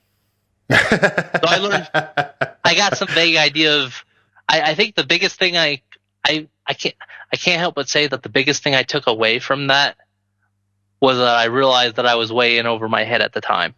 Yeah. Especially because it's easy to do. Especially because it was within my first year of e-fedding. That's the key to that, is that it was within my first year of e-fedding, and the Fed head of the guy running the Fed I was in at the time messaged me on like AOL or something, and it was like, "You're running a Fed? Why?" And he wasn't necessarily just. It's funny because he wasn't being a jerk about it. He wasn't trying to be a jerk to discourage me from doing it. But I think I especially in retrospect, I understood why he was asking me this. He was trying to new to the game. Because I was new to the game. And yeah, and like for those that know, especially because I know some people that know me do listen to this show. So at the time because this was when I was in XWF back in 08. Okay. Yeah. And so John Brown, who was running the Fed at the time, he was the one who messaged me, and I bring his name up because he's someone that a lot of people hold high regard to, and I do as well. But it was just funny because he was like, "Why are you running an e-Fed? You're like new to this game, right?" And I'm like, "Yeah." I even explained to him then, I was like, "Honestly, I'm partly doing it just to do stuff from Long Beach. It's weird, I know, but I thought I'd give it at least a shot." I was like, "Okay, just be aware of what running a Fed means is all." And you quickly became aware. I quickly became aware. So, it's fine. But that's, and it's funny because like all these years later, I like to joke about how, about my experiences running an eFed, because I knew that I was way over my head when I ran it. And also, again, that was the early part of that period was just that Fed. And then in November, I started the collective, which was the inner Fed thing. So you're running a couple of Feds now. I was running a Fed and an inner Fed. Even Ben Holcomb, years and years later, was like, don't ever try to run a freaking Fed and an inner Fed. And I'm like, for all the things that people say about people in this game, regardless of who says it, good advice is good advice. If nothing else, just keep that in mind. You're absolutely right. So, and especially if that same basic advice is given to you time and time again. I've learned this like in real life when my mom used to give me advice all the time, and I wasn't taking it on board. The same thing. Yeah. When somebody else says it and someone else says the same thing, eventually I get it, because I'm like, oh shit, my mom was right the whole time. Yeah. But yeah, so all those years later, Ben was even like, don't, and this was unrelated to anything else at the time, but he was like, yeah, don't run a Fed and an inner Fed. And that's my advice to anyone else trying to do the same. Don't do it. Don't do it. Yeah, absolutely not. But yeah, so, so I tried to do that. And it's funny because also John was even, when we had announced the creation of the collective, John came back to me on AOL. Was like, and you're running an inner Fed? Like, I know. It's just... He came back and it's like, wait. Yeah. So basically early on in my eFed career, I made mistakes. Mistakes were made, as they would say. Well, let's transition quickly into the EWC run, and now that you ended up as a general manager. Okay. Cool. Yeah. So, after all those, so if nothing else, I did pick up on the lessons I learned from running an EFED of my own at some point, and from briefly trying to help run a Fed in someone else's absence. So I also understood what it was like to run something within the guidelines of what was already established. Yes. So we fast forward from when I stopped role playing in EWC to May of 2018, when I get a message from President Mack, who was looking for staff. He was looking for some GMs because I think like a month or two prior, he was looking for someone for FSW. And I remember being at least kind of interested at the time and messaged him, but didn't really think anything of it. So it was kind of funny. And like a couple months later, Mac comes to me saying like, "Hey, I remember you had asked about being a GM, and I've heard, I remember that you asked about being a GM, and I'm actually looking for a GM for Brawl. Would you be interested?" I'm sorry, I'm trying to remember if he had specified which brand I think he did. I was like, "Yeah, I'm looking for a GM. Would you be interested?" I found out it was Brawl, and that was interesting to me because Brawl, especially for what Max talked about in the past and what you may have already heard, Brawl is the flagship brand of EWC. Yes. It is the brand that has been around since EWC started, And so, like, I remember approaching Mac about FSW because it was smaller and newer. And so being asked to take on taking on one of the brands with no word limit, and the brand that's been around since 97 with, the minor breaks that they've had in between, but basically has been around since 97. And I'm like, oh crap. I had to think about it. But I said yes. I was like, okay, sure. And we talked about it a little bit more. And the deal was that he had heard good things from people, from like people that were on staff at the time and from other role players and stuff.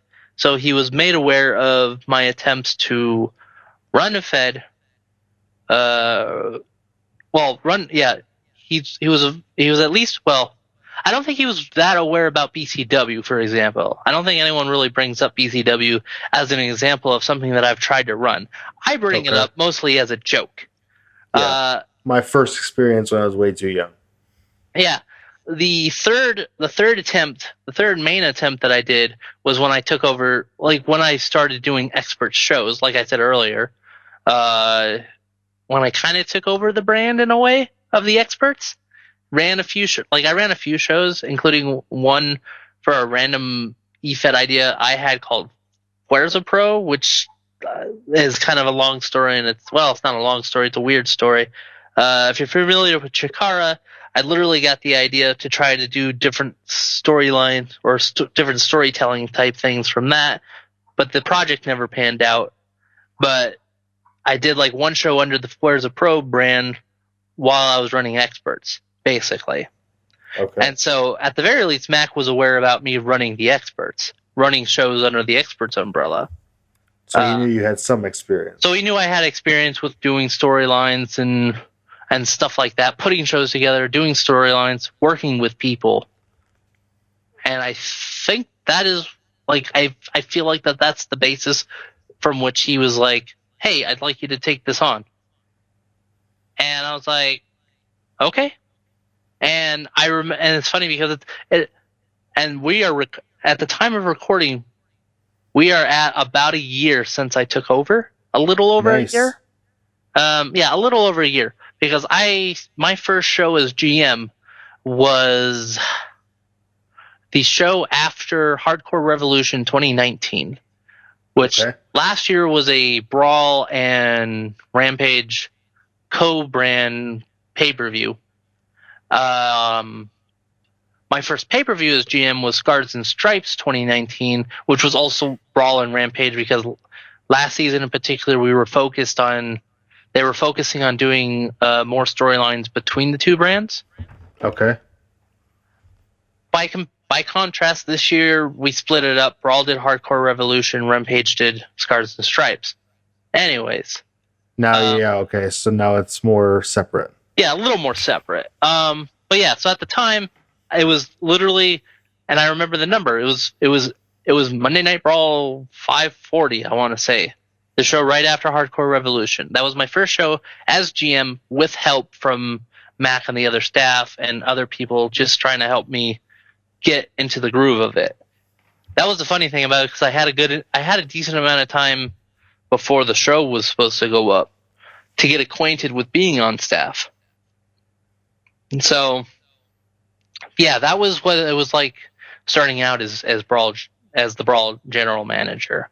And it was kind of funny because I didn't even have a character when I started as staff, because for the first month I just wanted to get used to being on staff and understanding how to put the show together and how to communicate with people in the Fed on a staff capacity. Because this was after a few months of not being active even on the forums. So I wasn't that aware of storylines and stuff going into it. I got oriented real quickly on the storylines going on at the time. So I think by the following show, I had introduced my general manager character. Which, funny story on that, his name is Jim Connors for a couple of reasons. One of the reasons is because Jim, like when you say GM, Jim, there's a weird verbal gag that comes, like a weird verbal joke that comes out of that. I see it. Yeah, but another funny story, his pick base is Bob Saget, and the reason that his pick base is Bob Saget is because, again, I was a big fan of Chikara back, like when I became a fan of Chikara back in like 2011, and found out that at one point Bob Saget was considered the quote-unquote commissioner of Chikara. And so I was like, okay, so there's a precedent here for Bob Saget doing wrestling. And the funny story is that I had asked if I could be Bob Saget, and I was told no. Basically, there were some instances in which we have people that are essentially themselves on camera, like some of the announcers, like some of the ring announcers are. Yeah. Ring announcers and commentary, some of them are like their names that they actually like. Joe Aiello, I think, is the name of the. I forget the pronunciation. That's the problem.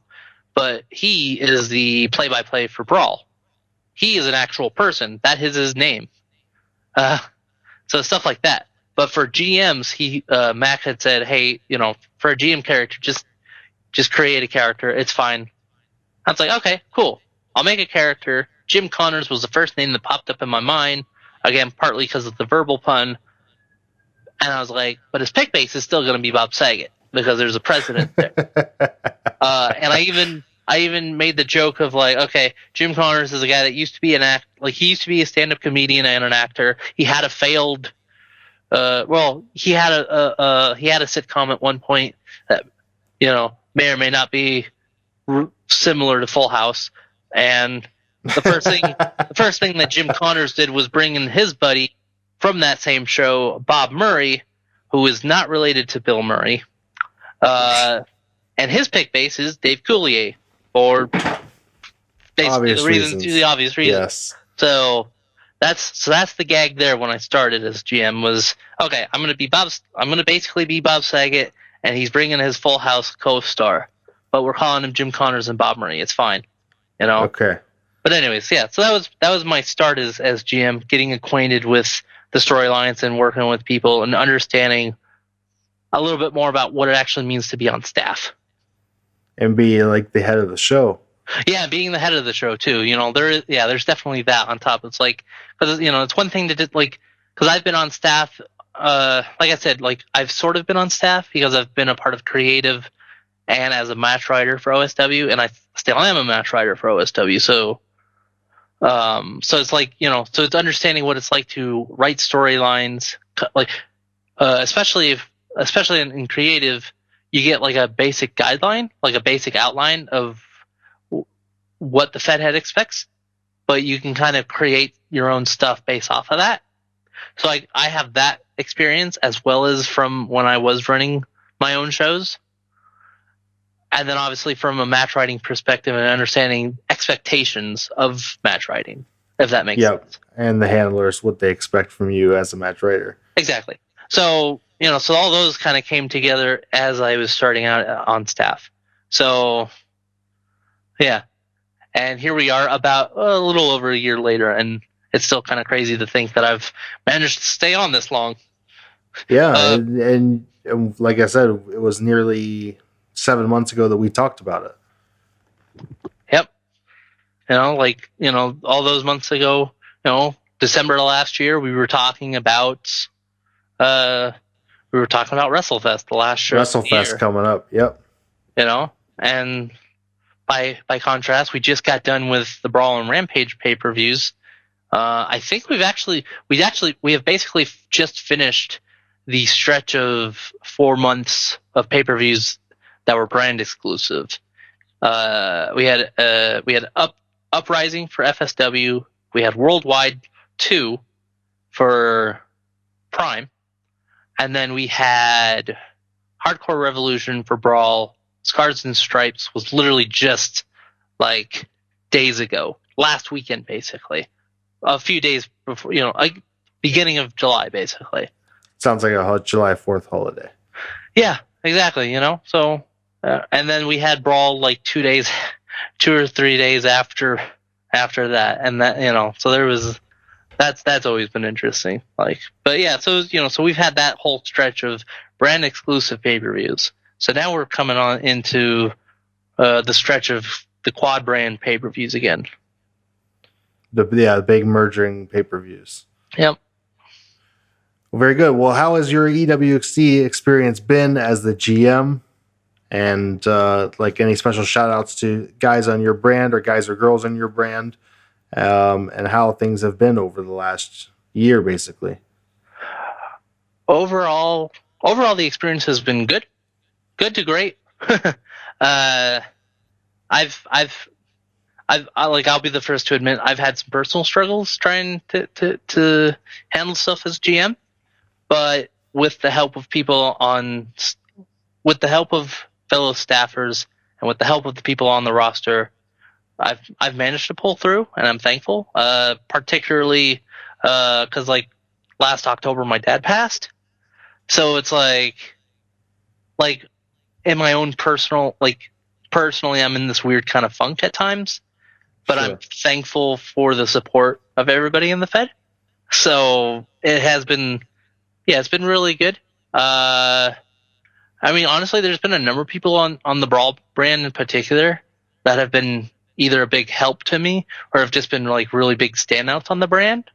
When I started as GM, we had Cyrus Black, who at the time was international champion, and I'm trying to remember. Yeah, at the time he was international champion. A few months later at Night of Champions, which was the big Insanity Cage main event, he actually won the Undisputed Championship, and he was a dual champ for kind of the end of, basically for the rest of the season. Right up through, I want to, sorry, my memory sometimes gets weird where I can remember stuff years ago, not last year. But no, he was basically champion from Night of Champions until WrestleFest, when he lost to Melody Malone in the main event, because Melody won the EWC Rumble last year. So there's a big story, because they had their in-character relationship playing out for everyone to see almost, that led to this point where Melody won the Rumble after Cyrus won the championship. So you had those two crossing paths in the main event of the biggest show of the year and the final show of the year. So,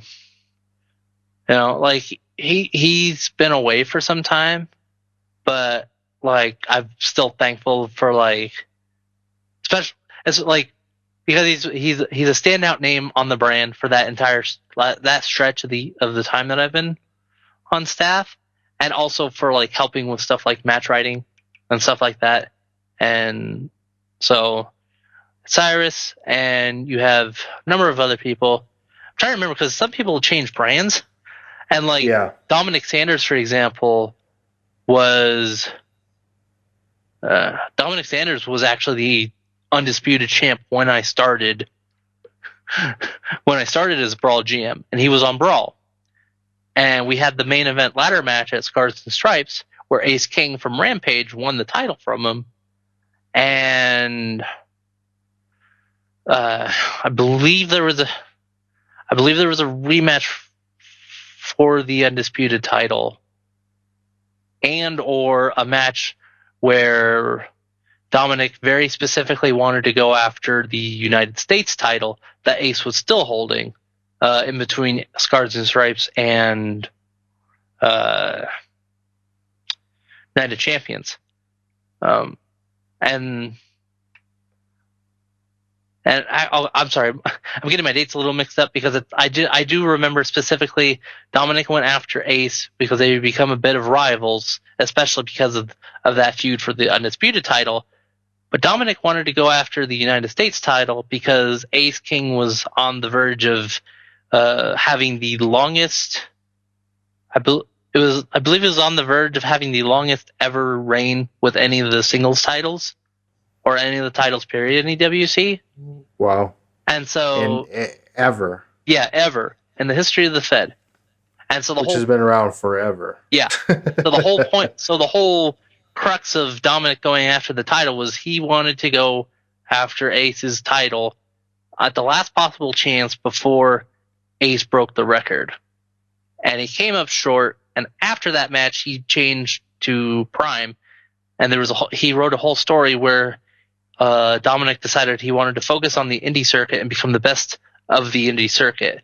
And now Dom has had at least one title reign as indie champion from the Prime brand as a result. But he was a big help with coming up with storylines and stuff, and helping me get a better handle of being a GM when I started. So that's just like, guys like that, people like that have been a big help. I'm forgetting a lot of names, but I'm trying my best. And then we have like a nice, quite a number of people that were big names when I started, and there still are to some extent now. We have people like, Gabrielle Visconti, for example, who actually came back right around. She came back from that Gabby's been a part of Play Out. There have been a number of stories that have played out for the Gabby character, and those have been a lot of fun to read. And some of those involve a certain manager that we'll most likely be talking about later. But yeah, so people like Gabby, Dom, Cyrus, and then we have people like Bosa. Bosa is one of the big. Bosa is one of those guys that's like very much up and coming. He's kind of taken the ground running, he's hit the ground running, so to speak. Sure. So he's had a lot of solid work since he started, and so again, it's like I've just seen a lot of people that have been on Brawl and are still on Brawl, and they've done some really good work, and it's always fun to kind of work with them in terms of figuring out storylines and figuring out feuds and stuff. Very good. All right, Alex, you ready for the Twitter questions? I'm as ready as I'll ever be. All right. Up first, we got Rick. Rick wants to know, if you had to choose between spinach and kale, why is bacon the best choice? In the immortal words of Yoshitatsu, ... yes. Yes. Rick also wants to know, do you know what happens when no one's around and a tree falls on a Canadian? They apologize to the tree, of course. Sorry. They absolutely do. Sorry about that. I didn't mean to get in your way there, you tree. Sorry, Mac. Awesome. Thanks, Rick. Up next, we got at Memphis Tommy. Oh boy. How excited are you that Tommy Love is back from his unfair banishment and will grave Brawl once again with his presence? And I think I'm going to say grace. And maybe bring his kids in for a show or two. Oh, heaven help us all. So going back to what I briefly touched on before, one of the fun stories that's been playing out has been the development of Gabriel Visconti, and part of that was taking on Tommy Love, most notably the manager of Killjoy Ito on the Prime brand, was also the manager of Gabby V for a bit. And yeah, Tommy is back by way of being the manager of Xavier Reed. And honestly, I will admit I'm happy to get some segments and some involvement from Tommy Love on the Brawl brand. This is slightly related to a later question, but he's one of those characters, wrestling or otherwise, that I'm glad I get to see at least a little bit of on the Red brand, so to speak. So that's awesome. Yeah, Tommy, you got me. I'm glad you've graced the Red brand. There you have it. At Xavier Reed, our current international champion as of Hardcore Revolution, by the way. There you go. At Xavier Reed wants to know, how pissed are you that I took on Tommy as my manager and brought him back to Brawl, and will have any ramifications on my career? Jim Connors could take or leave the fact that you've brought Tommy Love on, but again, I'm happy to have Tommy showing up in some manner, and so it may have positive. There are some positive ramifications. Regardless of how Jim Connors feels, I feel quite happy about it, to be honest. And this is an interview with Alex, by the way. Yes. So, part 2, please don't feed Frank's ego and answer Killjoy to his question. Like at the zoo, please don't feed the animals. That is funny. That the follow-up question from at Memphis Tommy is, if you could pluck a member or two from FSW and Prime to be on Brawl, who would it be? I mean, I know I was told not to say Killjoy Ito, but Killjoy Ito. I mean, I will take the fact that Tommy Love, at the very least, is on Brawl. If that is if that's the closest I can get to having Killjoy Ito on Brawl, then that'll do. As far as other characters, I mean, honestly, there's been quite a few from other, and this is partly related to the fact that some people had moved from Brawl to another brand. I wouldn't mind having Dominic Sanders back on Brawl, for example, but don't let Dominic Sanders know that, because the Dominic Sanders character is a jerk. But no, it's great. You know, like Dominic Sanders was, again, he was great to have on Brawl. I'm actually I'm very happy for him being on Prime. For semi-obvious reasons, I wish Ace King would be on Brawl, but I think he's quite happy being on Rampage. And that's partly to do with Ace King is one of those guys who's like the handler I know because of experts. And I'm talking like OG experts from like 2009 or so. So like, I'm just happy to be in the same Fed as some of these folks, especially, and to like be a staff and like see some of these fun storylines happening and, you know, being a part of all that, you know? So Ace King is another one of those that I would love. Like, if I could pick one from each different brand, I would probably say, as much as Xavier would hate me to say it, I wouldn't mind having Killjoy Ito on Brawl from Prime. I wouldn't mind having Ace King, and I wouldn't mind having Stitches.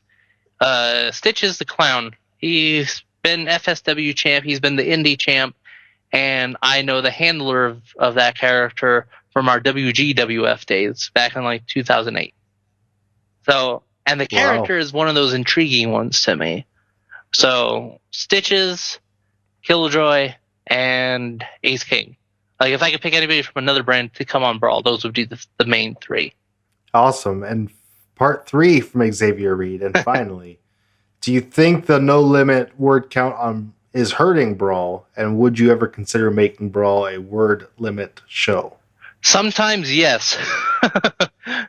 Because sometimes the word count for the role plays that I read when I'm judging and when I'm looking over role plays, just as in general, sometimes they get to be close to 5,000 words, and I don't really like lengthy role plays.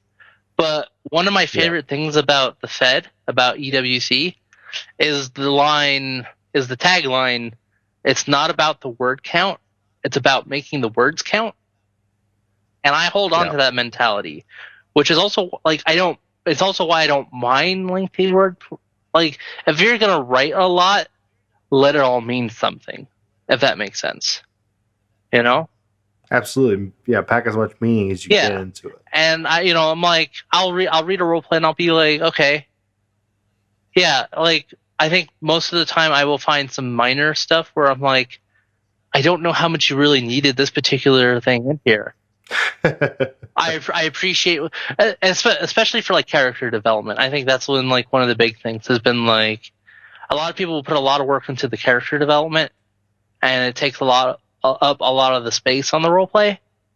And I'm like, you did a great job with character development, but I don't know how relevant it is to the match and your opponent focus.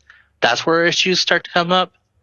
So to give a shorter version of this answer to read, I'm like, I think I'm okay. I feel like I'm okay. I'm generally okay with Brawl being a no word limit because I know people like to write. And there are places like, if you really don't want to write a lot, that's okay too. Just make the words count. Make whatever you're writing matter. Quality over quantity. I didn't, I'm trying to avoid the specific cliche, but yes, quality over quantity. Bring what brought you to the dance in some respects, because some people will come in with a very specific style of writing, and maybe they don't do super great the first couple weeks, and sometimes it takes a bit of sometimes they need that, it takes a bit of adaptation. But there's something there to what you're bringing to the table that usually works, especially if you already have a knack for writing. Because the thing about role playing, especially in 2020, is that there's a nice balance of character development and what's the word I'm looking? Opponent focus. That's the easiest way to break down a role play in this day and age. Character development and opponent focus. Now, the reason I phrase it like that is because you don't have to have an entire lengthy separate section that's all character development, where you're explaining like the personal life of your wrestler outside of the ring. You don't necessarily need that. It's okay. Sometimes your character development shows up in the way that you present your character in the promo. You could do an in-ring promo that covers the bases of argument and the homework you do on your opponent, and you still show, especially when you reference stuff like, when you reference like your own past, your own character's past, and you explain like, okay, this is where I'm different now. Stuff like that is character development. You don't, with that, it's character development that doesn't have to bring in a ton of extra fluff from the personal life of the character, which again, that's okay, but there's a balance there. Sure, you got to find, a middle ground between developing your character and you're in a match this week. You need to compete. You could be a wrestler who also is a TV actor, and you can address the fact that you can address your character being a TV actor and character development. That's okay. But at some point in a role play against another character in a wrestling match in an EFED, at some point you have to address your match and opponent. And that's the key. Above all else, that's Absolutely. The key. But yeah, as far as word count goes, I'm okay with whatever people bring to the table. I would prefer shorter role plays, but you know what? I'll take it. Either way, it's not a problem. If they're like, especially, and this partly comes back to when I ran that first experts reunion show, because I had a couple people that came in with 4,000 plus word role plays, so I got used to the idea of reading a longer role play. I personally can barely write a lot more than 1,000 words for a role play, which is why I like writing in microfeds. But reading, I'm okay with. It makes sense, and if it's multi-brands with multi-different rules, you got to keep the openness for all kinds of different writers. Exactly. Like, for example, a division that Xavier is particularly familiar with, the X Division, we've recently made a change where all 4 brands can compete for that title now. And we changed it so that there is a bit of a word limit, but it's a pretty big word limit. I think it's like, I'm trying to remember the detail. It's either 2,000 or 2,500 words. FSW is 1,500 words by comparison. So the idea was that it's a little bit, by putting a word limit at all for that particular title, it makes it a little bit of a more level playing ground for all 4 brands to get involved in. Sure. At Georgie RRC, if you could redo one thing in e-fedding, what would it be?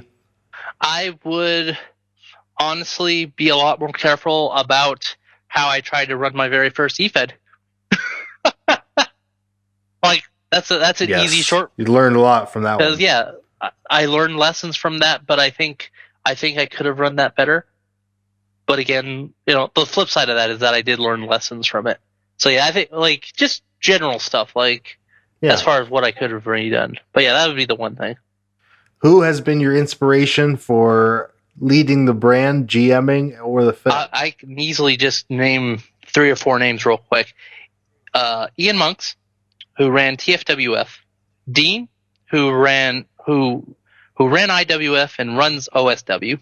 Mm-hmm. Mac, who obviously runs EWC. And just it's kind of a tie. I'm gonna cheat. I'll add 2 more names: Jesse Gunn and Russ, who both ran the experts before I even tried to mess around with it. Based on our interview, it's very obvious that they are huge influences on you. And again, even like John Brown as another name, even just stuff like those conversations, making me kind of realign my focus on stuff. Yeah, so those are the main names that come to mind. How does it feel breaking the silence successfully for so many former e-fedders who came back for the Extreme Tournament, for the experts to see them stay? Yep. The Silence trademark, which is the nickname that I gave the 5-year period that the likes of Georgie Nichols and Scorpio and some of them had basically disappeared off the map. Like, some people were still kind of in e-fedding, but Georgie Nichols and Scorpio, like Russ, they were basically gone. They were far away from the radar of e-fedding for those 5 years, basically. And I remember, after I asked Russ for the okay to use the expert's name, he came back to me and asked if he could roleplay as Scorpio because he was looking forward to. He liked the idea of actually roleplaying for an expert's show instead of having to run it. Understandable. Yeah. The one I was most worried about whether or not I'd get a response from was Georgie, because I sent her a message on Skype. And because it had been that long since I'd talked to her in any capacity, so I was quite surprised when I got a response back, and she said, "Yeah, I wouldn't mind doing." That's awesome. Georgie then stuck around with EWC for a while, and Scorpio has been EWC for a while, and is currently undisputed champion because he's put out really good work over the years. So I'm glad that he gets to be in a position where his work speaks for itself. So stuff like that, where it's like. It's nice to see people still playing the game after all this time. Absolutely. At Caloeasy2220, is there anything you'd like to do as a GM, but for whatever reason cannot? I kind of joked about this. I kind of wish I could get away with more out there storylines, but I'm also okay with the degree of realism that EWC provides. But yeah, I think that would be it. I wouldn't mind I wouldn't mind if Aeon, for example, was actually a time traveler, as opposed to alluding because to it. I'm the kind of guy that if I could get away with it, and this is slightly outside of being GM, but if I could get away with it, I would do an event I've been joking about calling Crisis on Infinite eFeds, because I'm a bit of a comic superhero geek, as you can probably have guessed by now. So just the idea of eFeds being across different universes, which accounts for different continuities and stuff, that kind of weird stuff I'd be into. So I'm like, yeah, it's okay. I'm content with what I'm doing now. at Ruthann HEWC. Brawl has been viewed by some as the number one brand now, with Prime and FSW coming right up there. What are you planning to do for the rest of the year to make it stay as the number one brand? Great question. Yeah, great question. I feel bad for Rampage. But I know what she means. It's been, like I said, it's been interesting, kind of weird to be the head of the flagship brand. The only thing I can think of is to try to keep trying to get back and really lean into like storytelling and storyline telling and getting really good feuds going on. I think those are like the main things, because we have some ideas cooking right now, like that I like with conversations I have with roster members. So I'm just trying to get those off the ground. One of the weird things that's happened is sometimes people will come in, we'll do a little bit of hype for them. Something happens, they no show, they disappear. And then it's like, well, this makes it really difficult to build those storylines. But for the people that have stayed, I'm trying, people that have stayed, the people that I can get hooked into a storyline, let's run with something. So, yes, I think storytelling is the easiest short version of that of the answer there. There you go. Cool. Storytelling across a role play fed is not easy to do. So never easy. If you can interweave the two, it's a great aspect of the game. Yeah. Also from Ruthann HEWC, if you could bring back any of your characters to EWC, who would it be and why? I wouldn't mind bringing Legion back for something, but I think the big thing for me there is a matter of storytelling. I ran out of ideas for storylines when I stopped role playing as Legion, so I don't know what capacity he'd be in now. But like he's a good example. And then Kenny Freeman, who occasionally pops up. We have another Thunder event coming up at the end of the month, and so that's an opportunity for him to shine for a little bit, so stuff like that. But yeah, Legion's one of them that I would like to bring back to the EWC if I could. I would just need to find the right story to tell with that. Absolutely, and that makes sense. As it's also hard to run a brand and handle a character, even if it's in a different brand. Oh yeah, that's why I haven't actively role played as Aeon. He's the only person. You need to focus on what it takes to be a staff. Exactly. Over on the Discord side of things, we're going to go from OG Judge Megan, high rank. Funny, that became her nickname and she hasn't done it since. What do you like about being the GM over on the Brawl brand? Well, like I said, in some weird ways, the fact that it is one of the ones with no word limit, because it doesn't put the writers, it doesn't put the handlers into a bind for what they want to write, and then it just becomes a matter of helping them focus that writing into something that like clear, concise enough to clearly state like what you're trying to do, both in terms of character development and kind of the argument and opponent focus kind of sides of it.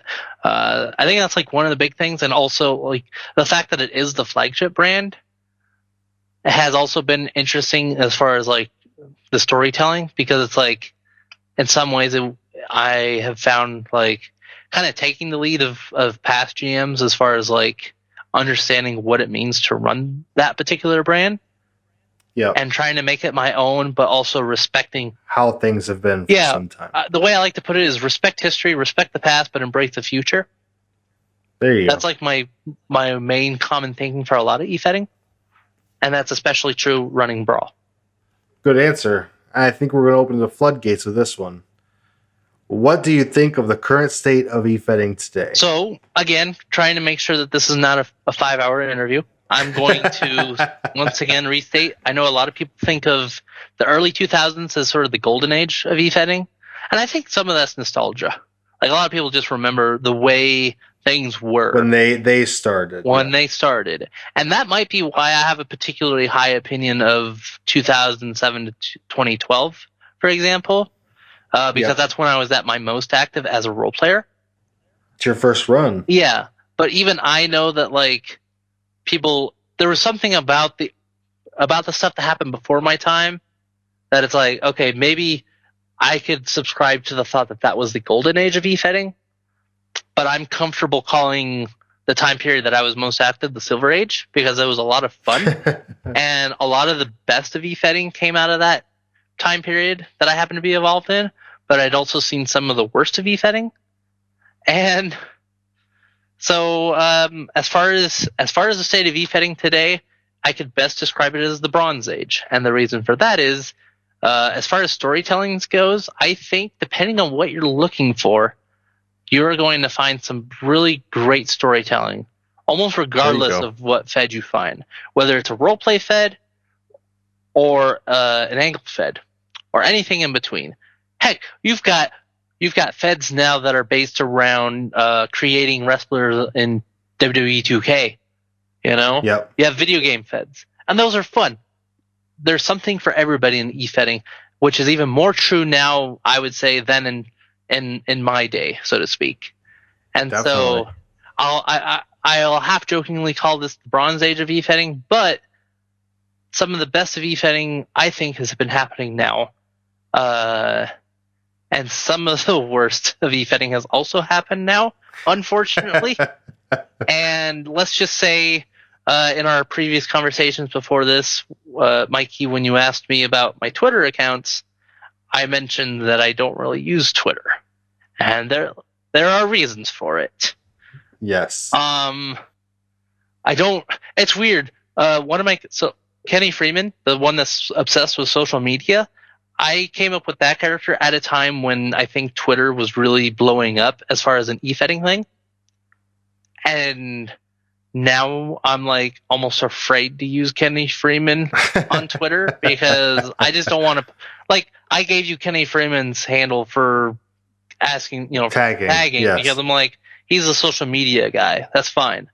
But like, yeah, I'm not big on Twitter, but I mean, there's some good that comes out of it.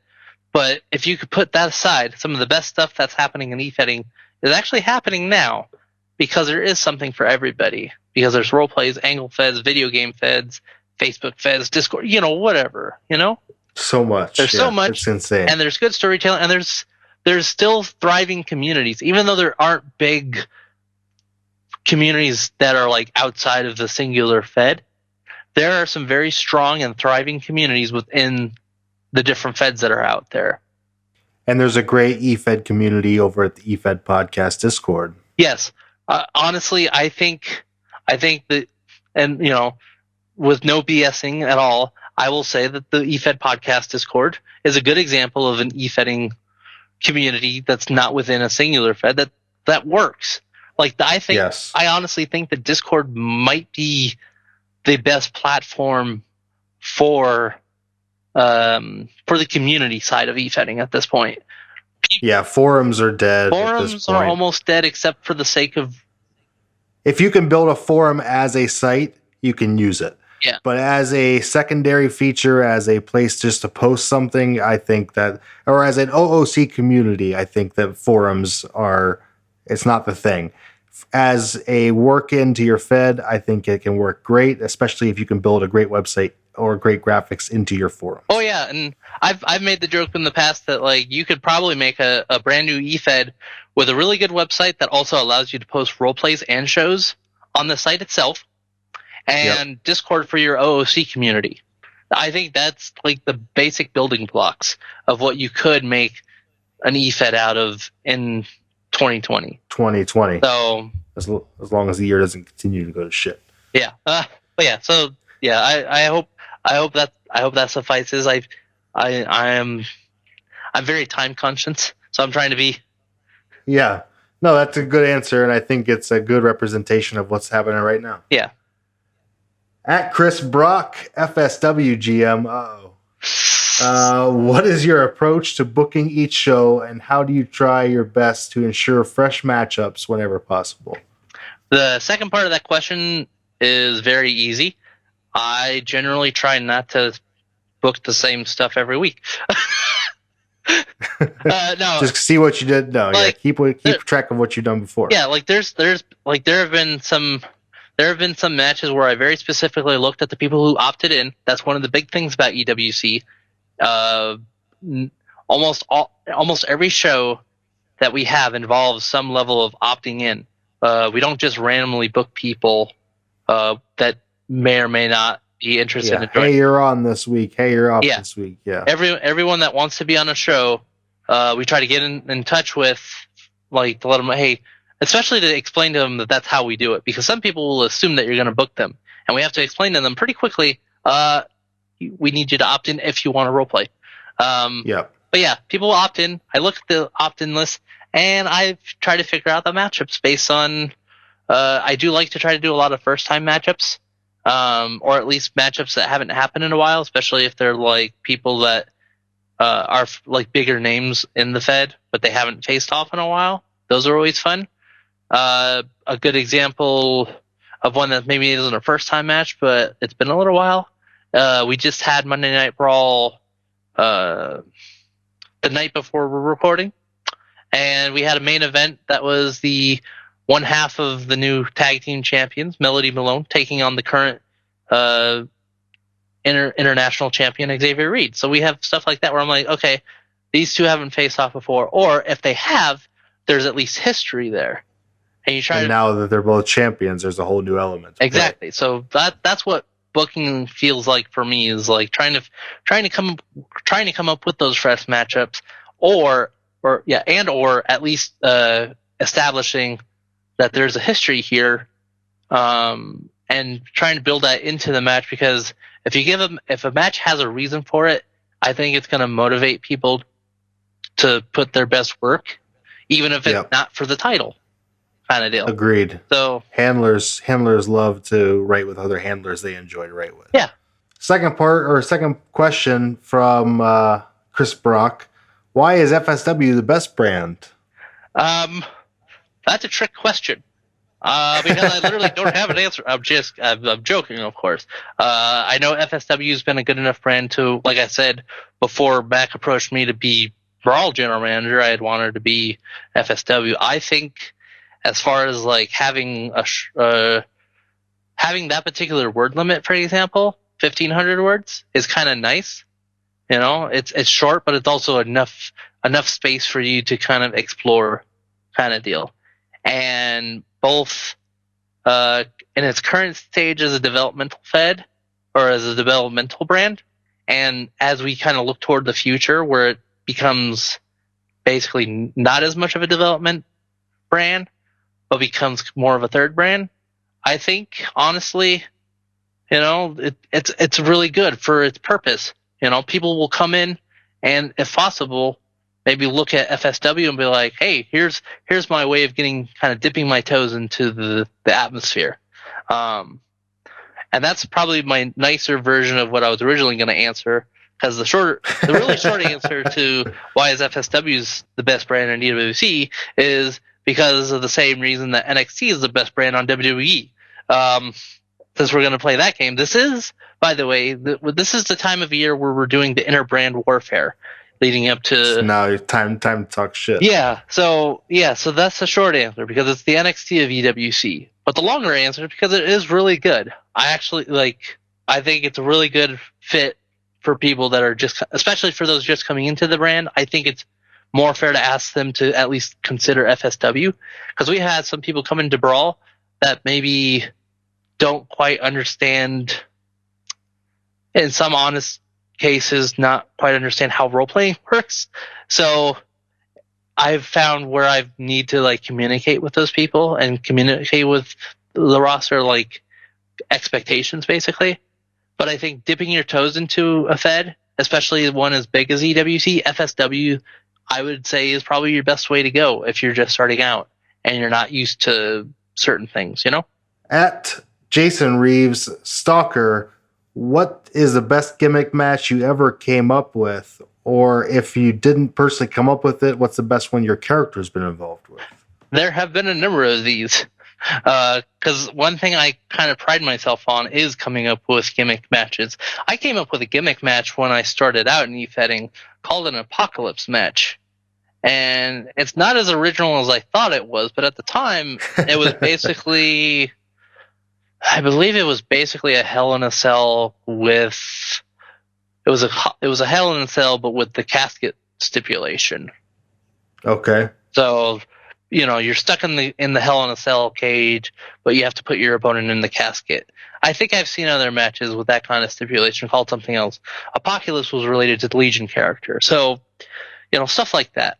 One of my favorite match types that I came up with when I ran BCW was the King of the Beach match, which is basically the King of the Mountain match, but inside a steel cage. I know, I'm weird. If you're not aware of the King of the Mountain match, that's basically a reverse ladder match where you have to hang up the title. Yes. You have to climb the ladder to put the title up on a hook. But this was in a cage, and so it was the King of the Beach match. Like, not everything is super original, but, And then skipping around a little bit, most recently I kind of came up with this idea for a match for Xavier Reed versus Stephanie Matsuda for WrestleFest. For the X Division title, and I came up with basically what I call Weapon X, which was a common. It was basically Elevation X, which is kind of like it's Ultimate X. It's the Ultimate X match from TNA, but with like scaffolding. Yeah. And to be fair, later Ultimate X matches did the same basic idea as Elevation X, where they had scaffolding kind of deal. It was higher up off the ring, basically. And so it was the added element of having weapons in the scaffolding as you climb up. So even, stuff that's pretty simple, but it combines just enough things to make it pop out, make it pop, kind of, So those are some of my favorite match types that I've come up with. And then, there's been other ones, kind of along those same lines. A lot of crazy stuff in Eagles. Yeah, crazy stuff, or at least interesting stuff. Something that's different from the norm. I was a proponent of trying to do college rules, which is an old NWA thing, where it was like a 1 count pin. I didn't really take off. Yeah, nice. I didn't take off with that very much, but I would look as far as ones that I'd like to see happen, I would do that because that's what I'm into. So Fuzz. Oh boy. Hey pal, log time. Remember that one time we faced and I rolled you? Good time. Anyway, so I'm sure it's covered already, but I want a full list, all your characters' favorites at least. Well, to address the first question, I actually had to ask for clarification on this because I couldn't remember what match she was talking about. Because I couldn't because for the people that have listened to this show know that Fuzz is like an OG XWF character, and my Legion character was in XWF briefly from late 2007 to maybe 2009. Hall of Legends kind of guy, an XWF legend, asked me about that time he beat me in a match. I'm like, I don't know what you're talking about.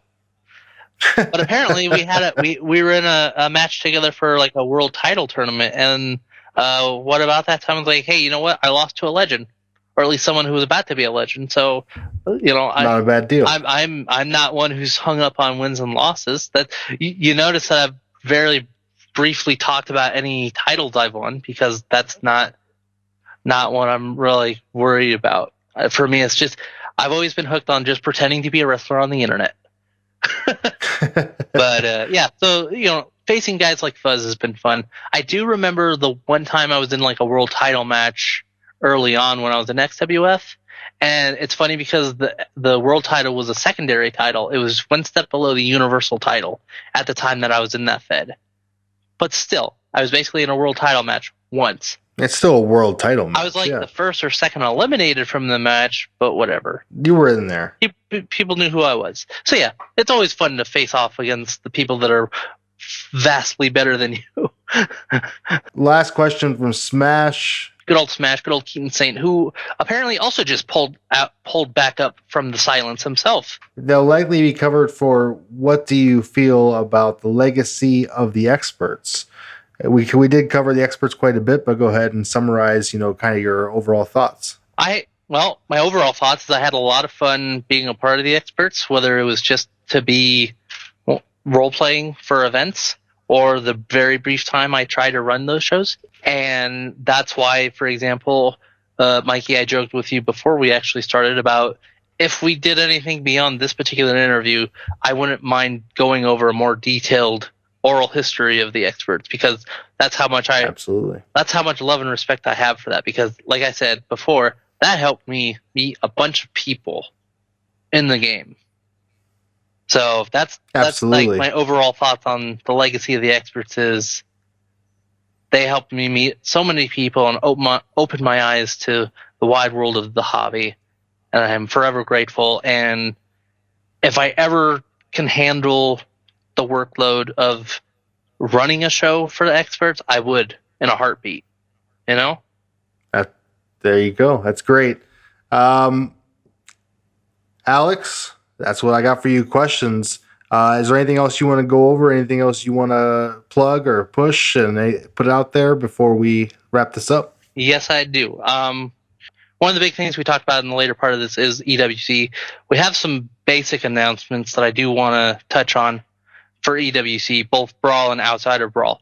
First and foremost, we're in that weird stretch we're in that interesting stretch of the year. We just got done with the Brawl. We got done with the brand exclusive pay-per-views.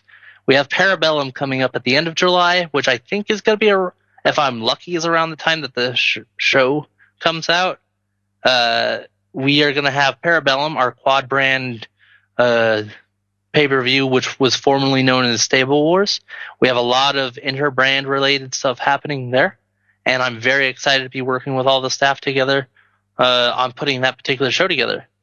And so we have that coming up. We also have EWC Thunder, which again is a separate mini brand of its own. It's separate from the main storylines and stuff. And we have a show coming up around the end of July, or beginning of August. My dates get messed up a little bit, and I apologize, but EWC Thunder's happening. And we have a lot of exciting stuff happening for that. That's a little bit separate from the main stuff. And we have some changes coming up for next season that we're slowly rolling out. I touched on it earlier, but I was asked to at least bring up the fact that FSW starting next season will no longer be the development brand, because it will be, in fact, a third brand. And I'm actually pretty excited about that because, again, people will look at FSW as a development brand and they'll be like, I don't know about that. But if they look at it from the angle of, okay, this is a Fed that I can get used to the EWC style of role playing, or at least the style of like what's expected of us, then that's great, you know? So there's like some big stuff going on there. And then last but not least, next year we're going to be switching up when the shows are happening. So that's interesting. I mentioned before about Rampage being a couple days before Brawl. Things are actually going to be switched around so that Brawl and Rampage are on the same week, and then Prime and FSW are on the same week, which is kind of nice. It'll give people a little bit more breathing room between shows, especially those that like the bigger stuff. Yeah, especially when they like to opt in on different brands. So, yeah, I think those are like the main. Those are like the main announcements. There's other stuff we're gonna try to have Mac on the show for an Efed Spotlight, and I think what we're gonna do is try to tie it into this episode as well, so that we can just have one big mega EWC exactly. episode. There are a lot of stuff that we've been talking about as staff, and we are very excited to be rolling out. And so keep an eye out for EWC. I also, and I like, this is where I'm kind of at a weird place because I'm on staff in EWC. I'm also a role player in OSW. I love OSW to death because we've been doing a lot of fun stuff. We do live shows on Twitch as of late, where we'll do basically a live reaction as the results get posted. So that's been a lot of fun. That ties back just to the fact that there's something for everyone in eFetting, and that's what I love about EWC and OSW. So definitely check out EWC, the number 4 life.com, and check out weareosw.com as well. 2 great roleplay feds out there, and obviously doing a lot of innovative things, both of them, in regards to results, in regards to EWC just always evolving with the times and keeps on rolling, and Mac's just doing a great job running EWC over there. Exactly. And that's what I mean about the state of eFetting being pretty much as good as it's ever been, I think, in 2020, despite the rest of the world being the way that it is. On fire. Yeah. So, Alex, thanks so much for joining us here on the EFED podcast. Really appreciate you coming on. I had a great time interviewing you today. Thank you. I had an excellent time chatting with you. Thank you so much for having me on. Well, that was a really fun interview with Alex. I want to thank him for taking the time to come onto the show this week. Really interesting to learn about not only more about EWC, who's been a huge part of the EFED podcast, but him as a handler and his time as a GM as well. I want to thank each and every one of our sponsors, guys. If you need a good RP Fed, EWC, the number 4 life.com is a great place to go. They've got something for everyone. If you need a good angle Fed, DefianceWrestling.com is popping. It's hot. It's got handlers all over. Come check it out, DefianceWrestling.com. If you're looking for an EFED t-shirt, my goodness, do I know the place for you to go. EWTees.com, EFEDtees.com, EWmerch.com. It doesn't matter what you type in, you're probably going to find it.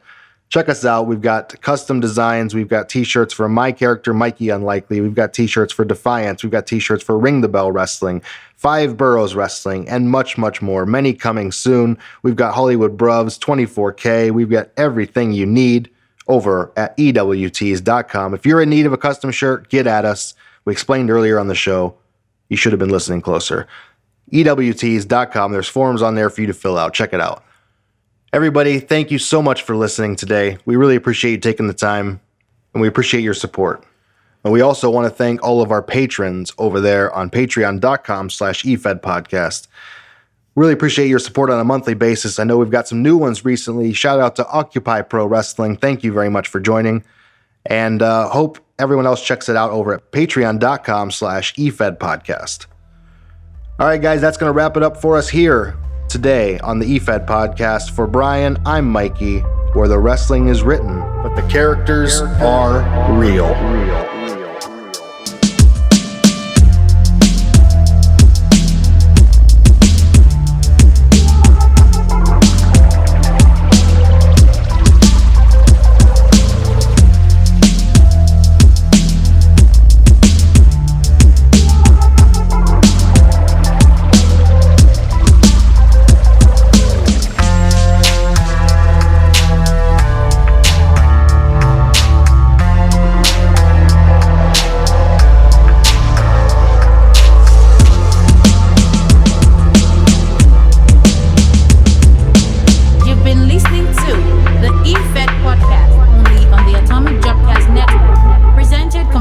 Free on Patreon.